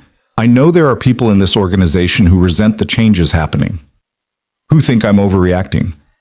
Who believe you're some crusading outsider disrupting systems that worked fine before you started asking questions? They're going to push back. They're going to try to undermine you. They're going to test whether I really meant what I said about backing you completely. And will you? Evan asked directly. When it gets political and expensive and uncomfortable, will you still support me exposing problems? Yes, Claire said without hesitation. Because my father built this company on the premise that if you do things right, success follows naturally. Somewhere along the way, we lost that philosophy. We started measuring success by quarterly profits instead of by whether we were creating value that lasted. You're going to help me restore the original vision, even if it means tearing down structures that have stood for decades. Over the next 2 hours, they mapped out a strategy. Evan would spend the next 3 months conducting surprise inspections of all major Harrington properties, starting with the highest occupancy buildings and working down to smaller facilities. He'd have authority to hire outside consultants, to shut down operations that didn't meet code, and to terminate employees who falsified records or obstructed inspections. I'm essentially giving you permission to create chaos, Claire acknowledged. Every property you red flag will cost millions to remediate. Every person you expose will have friends and allies who will complain to the board. Are you prepared for that? Evan thought about his daughter, about the promise he'd made to his dying wife, about the anonymous email from the Harrington Tower employee thanking him for caring about strangers. I'm prepared, he said, because the alternative is waiting for something catastrophic to happen and knowing we could have prevented it. I can't live with that. And I don't think you can either. Claire smiled, and for the first time, Evan saw something beyond the corporate armor, genuine warmth, perhaps even relief that she'd found someone who understood what mattered. No, she agreed. I can't. Which is why you're exactly the right person for this job, even if your resume suggests otherwise. That evening, Evan picked Sophie up from school himself, no longer dependent on Mrs. Chen's generosity or scrambling to coordinate schedules around night shifts. They walked home slowly, Sophie chattering about her day while Evan absorbed the simple joy of being present in his daughter's life. Are we rich now? Sophie asked suddenly, with the blunt curiosity that children deploy without artifice. We're comfortable, Evan said carefully, which means we don't have to worry as much about money, but we're not rich like Ms. Harrington is rich. But we can stay in our apartment. Actually, I was thinking we might look for a bigger place, somewhere with a bedroom for you and maybe a small yard where you could play. Sophie's face lit up with the kind of pure delight that made every sacrifice worthwhile. Really? A real bedroom? With a door that closes? Really? We'll start looking this weekend. They stopped at a small playground near their building, and Evan pushed Sophie on the swings while the late afternoon sun painted everything in golden light. Other parents gathered in small clusters, discussing schools and schedules and the mundane logistics of family life. Evan had always felt separate from them, marked by loss and struggle, unable to participate in conversations about vacation plans or extracurricular activities. But today, for the first time, he felt like he belonged, like he was building something stable enough to support normal concerns about which soccer league to join or whether piano lessons were worth the investment. "Higher, Daddy!" Sophie called, and Evan pushed the swing with enough force to send her soaring, her laughter bright and unrestrained. This was what he'd been fighting for. Not just survival, but moments like this. The ordinary joy of a father with his daughter on a playground, no longer weighed down by the constant terror of financial collapse or the exhaustion of working through nights while she slept. Later, after dinner and bedtime stories, Evan sat on his couch and called Mrs. Chen. "I wanted to thank you," he said when she answered, "for everything you've done for us, for taking care of Sophie when I couldn't, for believing in me when I wasn't sure I believed in myself." "You don't need to thank me," Mrs. Chen said warmly. "Sophie is a joy, and watching you fight for her, watching you choose integrity over convenience, that's been its own reward. Your wife would be proud of you, Evan, of the father you've become and the man you've remained despite everything." The words hit harder than Evan expected, emotion welling up that he quickly pushed down. "I'm going to be able to pay you back for all the meals, the childcare, everything you've done." "I don't want to be paid back," Mrs. Chen said firmly, "but I will accept help when I need it, just as you accepted help when you needed it. That's what community means. We lift each other up, and we trust that kindness circles back eventually." After they hung up, Evan walked to the window and looked out at the city lights stretching to the horizon. Somewhere out there, the Harrington Tower stood illuminated against the night sky. No longer a place where he walked empty halls in the darkness, but the site of his transformation from invisible to essential. He pulled out his phone and looked at the photo he'd taken of the blinking red light in the mechanical room, the image that had started everything. That warning indicator had been a test, not of his technical knowledge or his corporate savvy, but of his character, of whether he was someone who would see danger and look away, or see danger and sound the alarm regardless of consequences. He'd chosen alarm, and somehow, impossibly, the universe had responded not with punishment, but with reward. The next 6 weeks passed in a blur of inspections, meetings, and learning curves so steep they occasionally felt vertical. Evan traveled to Harrington properties across 3 states, bringing in structural engineers, fire safety specialists, and HVAC experts to verify that systems were functioning as documented. What they found was simultaneously better and worse than he'd feared. Most properties were properly maintained, routine inspections happening on schedule, legitimate contractors doing legitimate work. But in 4 buildings, they discovered varying degrees of fraud similar to what had been happening in the tower. Falsified records, skipped inspections, contractors billing for work never performed. Each discovery meant difficult conversations with property managers, terminations of long-term employees, and expensive remediation projects that made the corporation's quarterly numbers look worse than expected. And with each discovery, Evan faced pushback from people who'd built careers on the status quo. A property manager in Dallas confronted him during an inspection, voice raised enough to draw attention from nearby office workers. "You're destroying lives over paperwork irregularities. These are good people who've worked here for decades. One mistake shouldn't end their careers." "These aren't mistakes," Evan said quietly but firmly. "These are deliberate choices to prioritize cost savings over safety, And yes, there are consequences, because the alternative is waiting for something catastrophic to happen and explaining to families why we knew about problems and did nothing. You're on a crusade, the manager spat. Some righteous mission that's going to cost this company millions and destroy morale across the entire organization. I'm doing my job, Evan corrected. The same job everyone else should have been doing all along. If that feels like a crusade, maybe the problem isn't my standards, it's that the standards have been too low for too long. The confrontations were exhausting, but they were also clarifying. Each instance of resistance confirmed that Claire had been right to bring in an outsider, someone who didn't owe favors or fear political consequences, someone who could make unpopular decisions because his loyalty was to safety rather than to comfortable relationships. Sarah Chen, the skeptical team member from his first day, gradually became an ally. She'd initially questioned his credentials, but his willingness to admit ignorance and defer to expert judgment had earned her respect. You're not like the previous directors, she told him during a site visit to a residential complex in Phoenix. They wanted to appear knowledgeable. You actually want to be correct. That's a big difference. I can't afford to pretend expertise I don't have, Evan said. Too many lives depend on getting this right. That's why it's working, Sarah said. Everyone can tell you actually care. Not about your career or your reputation, but about the actual people who work in these buildings. That's rare at the executive level. By the end of his second month, Evan had established a rhythm. 3 days per week traveling for inspections, 2 days in the office reviewing reports and coordinating with property managers. It was demanding work, but it was also meaningful in ways his previous jobs had never been.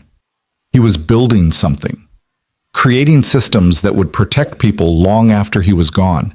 And crucially, he was present for Sophie in ways that had been impossible before. He attended her school play, watching from the audience as she portrayed a tree with absolute commitment to the role. He made dinner most nights, turning their tiny kitchenette into a space where they talked about their days and made plans for their future. He helped with homework, read bedtime stories, and was simply there in a way that exhausted night shifts had made impossible.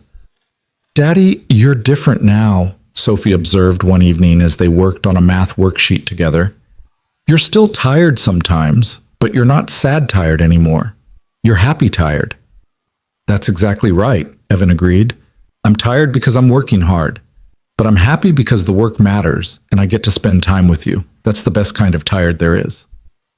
They'd moved into a new apartment, a 2-bedroom in a better neighborhood with a small playground across the street and a school Sophie could walk to safely. It wasn't luxury, but it was stability. Space to breathe.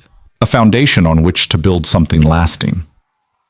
On a Friday afternoon in early December, Evan returned to his office after a week of site visits to find an envelope on his desk.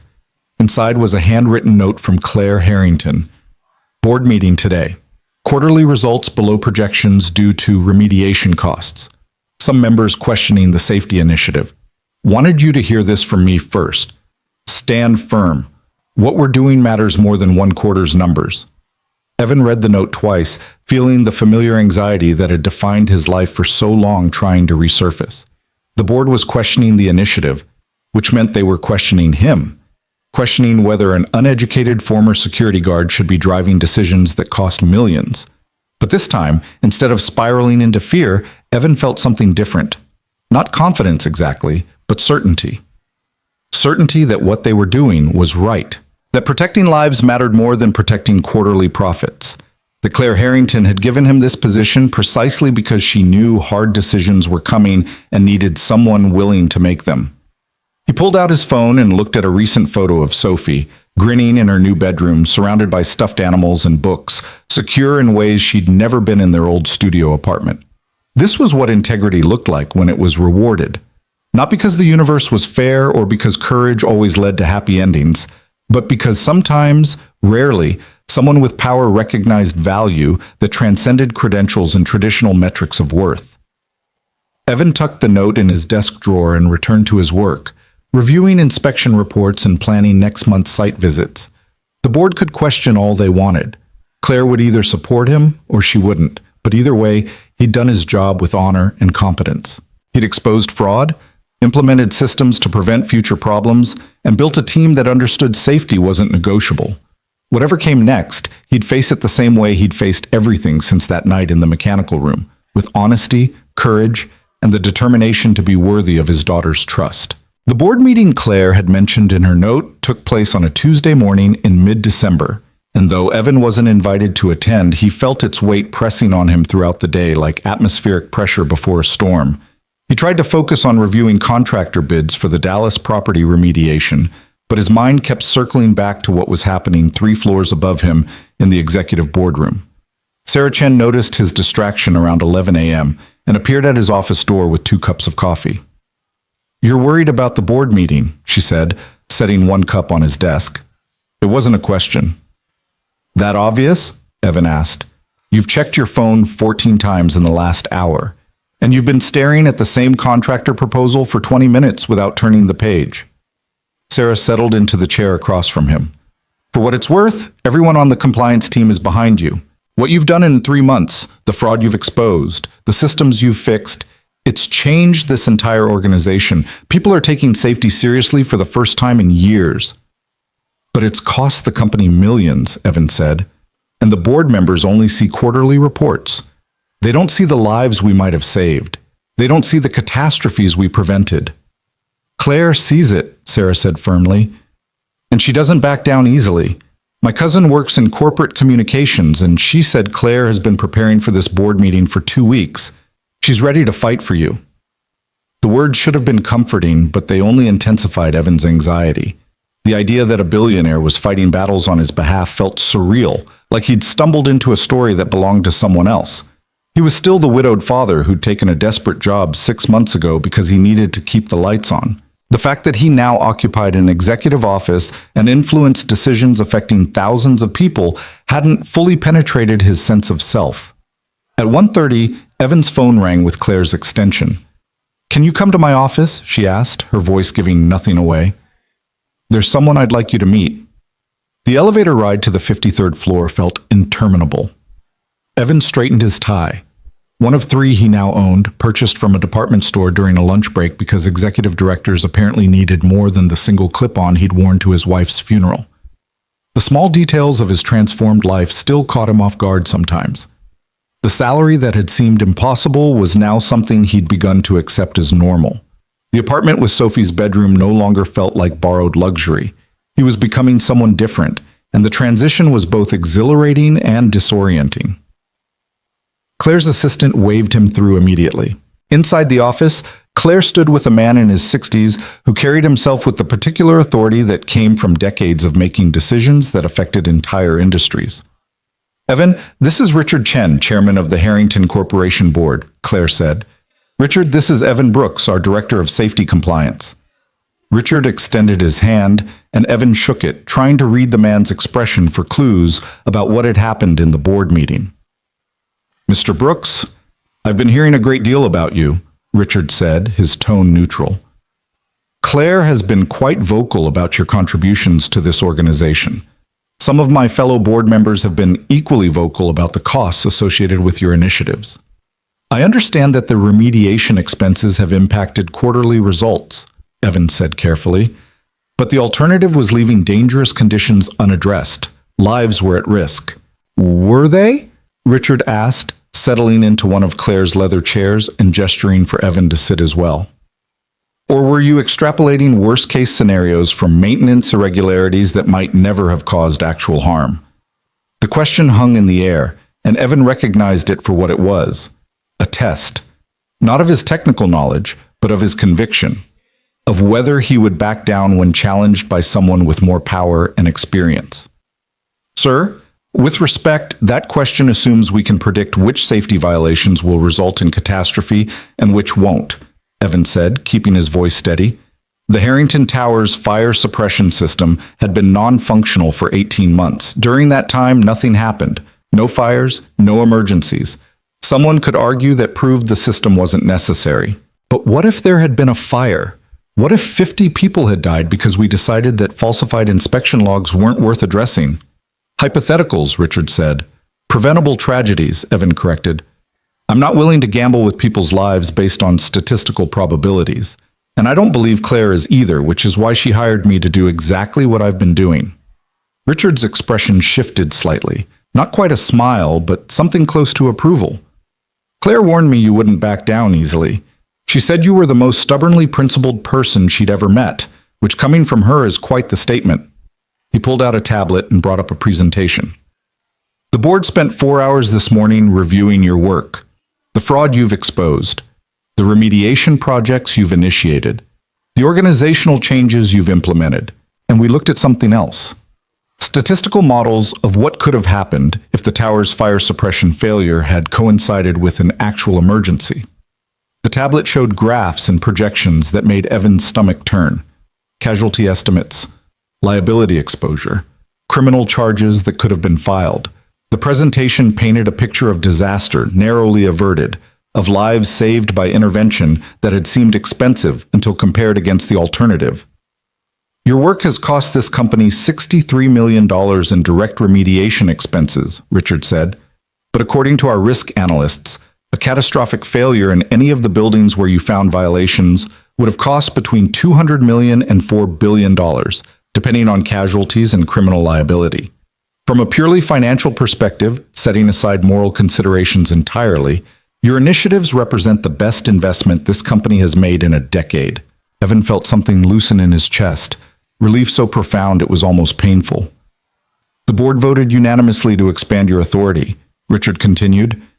You'll now oversee safety compliance not just for Harrington Properties, but for our entire portfolio of subsidiary companies. Claire will provide whatever resources you need, and your compensation will reflect your expanded responsibilities. He stood and offered his hand again. I'll admit, Mr. Brooks, when Claire first told me she'd hired a former security guard with no credentials to direct corporate safety compliance, I thought she'd lost her mind. But she was right, and I was wrong. What this organization needed wasn't another credentialed expert who knew how to navigate corporate politics. It needed someone who gave a damn about doing what was right, regardless of cost or convenience. That's you. Don't lose that quality just because you're successful now.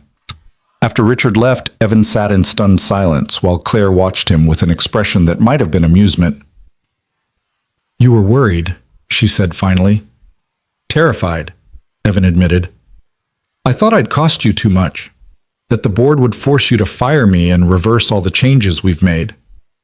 They tried, Claire said, moving to sit across from him. 3 board members wanted to shut down the safety initiative entirely, argued that we were being overcautious, that the remediation costs were excessive, that you lacked the credentials to make the decisions you've been making. What changed their minds? Richard did. He's been on this board for 30 years, and he's seen what happens when companies prioritize short-term profits over long-term stability.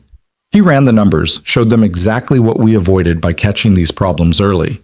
And then he reminded them that my father built this company on the principle that if you do things right, success follows naturally. We'd strayed from that principle, and you helped us find our way back. Claire leaned forward, her expression serious. I want you to understand something, Evan. This board vote wasn't just about validating your work. It was about defining what kind of company we're going to be. Whether we're going to prioritize people or profits, integrity or convenience, long-term value or short-term gains. And because you had the courage to expose fraud when it would have been easier to stay silent, we chose correctly. I was just doing my job, Evan said quietly. No, Claire corrected. You were doing the job everyone should have been doing all along but weren't. That's the difference between competence and character. Competence can be taught. Character is something you either have or you don't. She pulled out a folder and slid it across the desk. This is your new contract. Executive Vice President of Safety and Compliance. Salary commensurate with your expanded responsibilities. Full authority to implement changes across all Harrington enterprises. And one additional provision that I added personally, an education fund for your daughter. Full scholarship to any university she chooses when the time comes, plus living expenses. Consider it thanks for teaching this organization what integrity actually looks like. Evan opened the folder and stared at the numbers, trying to process what he was seeing. The salary was more than he'd imagined earning in a lifetime. But it was the scholarship fund that broke through his professional composure, the acknowledgement that Sophie's future mattered, that his daughter's dreams were worth investing in. This is too much, he managed. It's exactly right, Claire said firmly. You risked everything to do what was right, not because you thought you'd be rewarded, but because you couldn't live with yourself if you stayed silent. That kind of courage deserves recognition, and your daughter deserves to know that her father's integrity created opportunities for her that wouldn't have existed otherwise. Evan thought about Sophie, about her face when he told her they could move to a bigger apartment, about the way she'd asked if they were rich now, and his careful explanation that they were comfortable. But this was security beyond anything he'd imagined. This was the ability to tell his daughter that her dreams weren't limited by their bank account, that she could become anything she wanted to be, pursue any path that called to her without the weight of financial impossibility crushing her aspirations before they could fully form. "My wife made me promise something before she died," Evan said, his voice rough with emotion he wasn't quite able to contain. "She made me promise to teach Sophie to be brave, to show her that doing the right thing mattered, even when it was hard. I've been trying to honor that promise, but I wasn't sure if I was teaching her courage or just showing her that sacrifice leads to more sacrifice." "And now?" Claire asked gently. "Now I can tell her that courage matters because it changes things. That standing up for what's right doesn't just cost you. It can also transform your life in ways you never expected. That's a better lesson than I could have hoped to teach her," Claire smiled. "Your wife would be proud of you, Evan, of the father you've become and the man you've remained despite everything trying to break you." The words echoed Mrs. Chen's from months ago, and Evan felt the loss of his wife wash over him again. Not the crushing grief that had defined the first year after her death, but something gentler. A sadness mixed with gratitude that he'd had her at all, that she'd shaped him into someone capable of choosing integrity over convenience, even when the cost seemed unbearable. That evening, Evan picked Sophie up from her after-school program and took her to a small Italian restaurant near their new apartment. It was a weeknight splurge, the kind of spontaneous decision that used to be impossible when every dollar had to be carefully allocated to survival.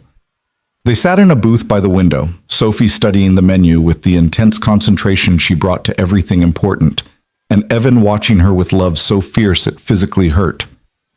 "Can I get the pasta with the fancy name?" Sophie asked, pointing to a dish that cost more than Evan used to spend on groceries for 3 days. "You can get whatever you want," Evan said, and meant it completely. After they ordered, Sophie looked at him with those serious eyes that seemed to see through all his attempts at adult composure. "Something good happened today," she observed. "You have your happy, excited face, not just your regular happy face." Evan laughed, marveling at his daughter's ability to read his emotions with such precision. "Something very good happened. My job got bigger, which means I can help more people stay safe, and it also means some other good things for us." "Like what?" "Like when you're ready to go to college someday, and I mean real college, any college you want, it's already paid for. You don't have to worry about money or loans or any of that. You can just focus on learning and becoming whoever you want to be." Sophie's eyes widened. "Any college? Even the ones in the big books at the library with the pretty campuses?" "Any college," Evan confirmed. "You could study art or science or literature or engineering or anything else that interests you. The only limit is what you want to do." Sophie was quiet for a moment, processing this information with the gravity it deserved. Then she reached across the table and took his hand, her small fingers warm against his. "Mommy was right about you," she said softly. "She told me before she got too sick to talk much. She said you were the bravest person she knew because you always did what was right, even when it was scary.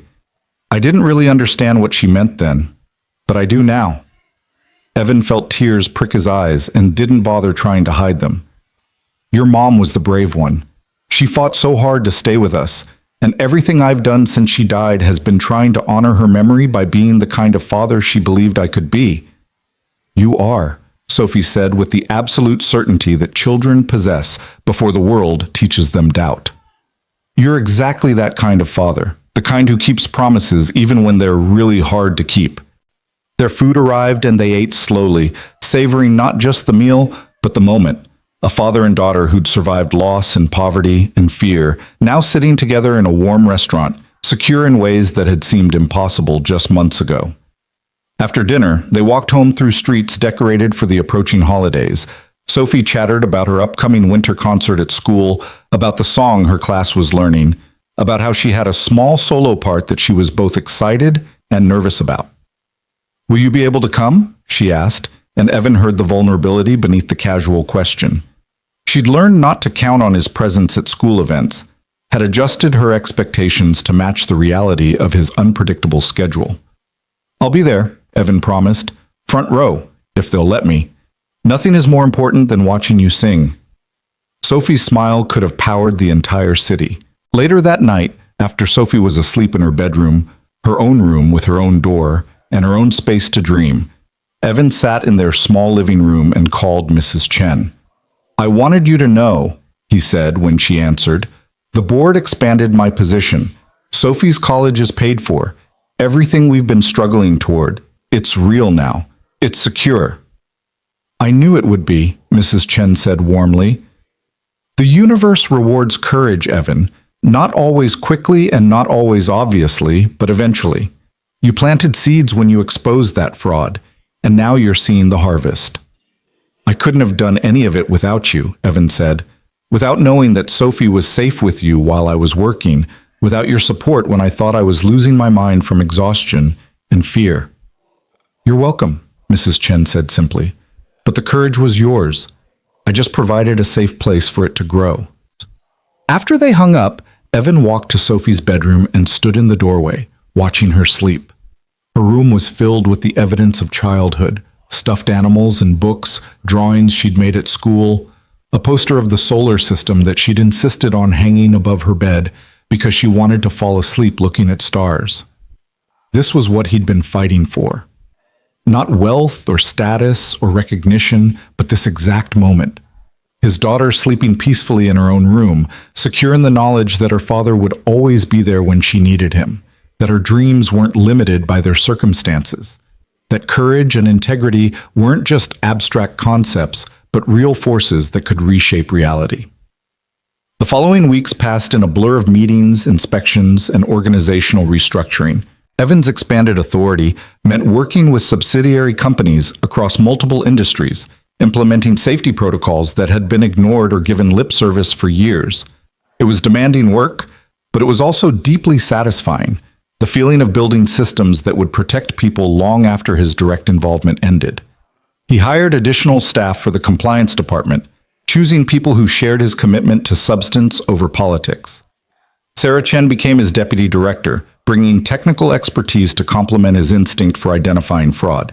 Together, they created a culture where questioning authority was encouraged, where raising safety concerns was rewarded rather than punished, where doing the right thing was understood to be more important than maintaining comfortable relationships. In January, a fire broke out in one of the Dallas properties that Evan had flagged for remediation. The fire suppression system, newly repaired and properly maintained, activated immediately, containing the blaze to a single office suite. No one was injured. Property damage was minimal. But the incident provided dramatic validation of everything Evan had been arguing for months. Claire called him the day after the fire, her voice carrying a mixture of relief and vindication. "The Dallas property manager just sent me a message. He was one of the ones who fought hardest against your remediation recommendations, said you were being overcautious, that the old system would have been fine. Today, he wrote to thank me for overruling him, said he'd be planning funerals instead of insurance claims if we hadn't fixed that building's safety systems." "How many people work in that building?" Evan asked. 347, Claire said. 347 people who went home to their families last night because you refused to accept that falsified inspection logs were acceptable. That's not an abstract victory, Evan. That's lives saved by someone who cared enough to fight for strangers. The conversation stayed with Evan long after it ended. 347 people, each one with their own story, their own family, their own dreams and obligations. Each one now continuing their life's narrative because a widowed father had decided that blinking red lights mattered more than job security. February brought Sophie's 7th birthday, and Evan threw her a party at their apartment complex's community room. It was a modest celebration by some standards: homemade cake, games organized by enthusiastic but non-professional entertainment, decorations purchased from a party store. But to Sophie, it was perfect. Mrs. Chen came, bringing a hand-knitted scarf that Sophie immediately wrapped around her neck despite the warmth of the indoor space. Sarah Chen came with her 2 kids, who integrated seamlessly into the birthday chaos. Even Claire Harrington made an appearance, bringing a gift that made Sophie's eyes widen: a high-quality telescope for the aspiring astronomer who fell asleep looking at stars. Every child who dreams of understanding the universe deserves the tools to explore it, Claire said when Sophie asked if the telescope was really for her. Your father taught me that investing in people, really investing in their potential, is the most important thing successful people can do. Watching his daughter's joy, surrounded by people who'd become something like family, Evan felt the last traces of the fear and desperation that had defined his life for so long finally release their grip. He wasn't just surviving anymore. He was building, creating, establishing a foundation stable enough to support not just immediate needs, but future dreams. As spring arrived and Sophie's school year progressed toward its conclusion, Evan found himself reflecting on the journey that had brought him from desperate night security guard to executive vice president. It hadn't been linear or predictable. There had been moments of terror, instances where he'd been certain that doing the right thing would destroy everything he'd been trying to build. But somehow, impossibly, courage had been rewarded. Integrity had created opportunity. Speaking truth to power had resulted not in punishment, but in promotion. And while Evan knew enough about the world to understand that his story was the exception rather than the rule, he also knew that exceptions mattered. They proved that different outcomes were possible, that the cynical assumption that honesty would always be punished wasn't universally true. One evening in late April, Evan and Sophie sat on their apartment's small balcony, watching the sunset paint the sky in shades of orange and gold. Sophie was doing homework, a project about heroes that required her to interview someone she admired and write about their courage. "Can I interview you?" she asked, looking up from her notebook. "About the tower and the fire system and everything you did?" "I'm not a hero, sweetheart," Evan said gently. "I just did what anyone should have done." "But most people don't," Sophie said with the wisdom that children sometimes access. "Miss Rodriguez says that heroes aren't people with superpowers.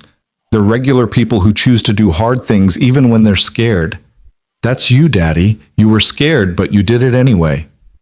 Evan pulled her close, this small person who'd been his reason for everything, his motivation when motivation seemed impossible to find. "All right," he agreed. "You can interview me. But I want you to understand something. The real courage wasn't just reporting what I found. It was all the small choices that came before. Choosing to look when it would have been easier to ignore. Choosing to investigate when it would have been safer to stay incurious. Choosing to care about strangers when I had every reason to only care about us. Those small choices are what made the big choice possible." Sophie wrote this down carefully in her notebook, her handwriting still carrying the careful deliberation of early elementary school. "And because you made those choices, Ms. Harrington gave you a better job and now we have a nice apartment and I can go to any college I want?" "Yes," Evan said, "but more importantly, because I made those choices, hundreds of people are safer.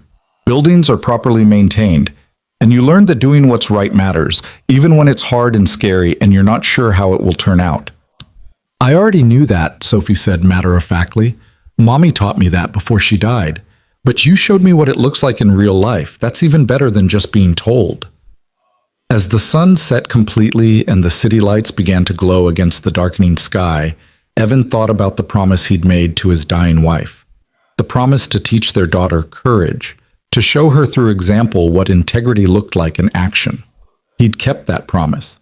Not perfectly and not without struggle, but genuinely.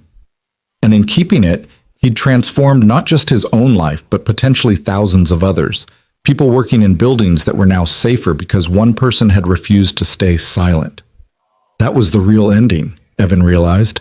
Not the job title or the salary or the security he'd achieved, but the knowledge that he'd honored his wife's memory, kept his promise to his daughter, and made the world measurably better by choosing courage over convenience. Years later, when Sophie was applying to colleges and writing essays about the experiences that had shaped her, she would return to this moment. To her father sitting with her on a balcony, explaining that heroism wasn't about superpowers, but about small choices made consistently, even when they were hard. She would write about watching her father lose everything and somehow gain more than he'd lost. About learning that integrity wasn't just an abstract concept, but a force that could reshape reality. About understanding that the most important question anyone could ask themselves wasn't, "What will this cost me?" but "What will this cost others if I do nothing?" And she would end her essay with a simple truth her father had taught her through example. One honest decision, made when no one was watching, could change the fate of countless lives and redefine what success really meant. But for now, on this spring evening with the city lights glowing and her father's arm around her shoulders, Sophie was simply a 7-year-old girl doing homework, secure in the knowledge that her father loved her enough to fight for strangers, and that such love was the most powerful force in the world.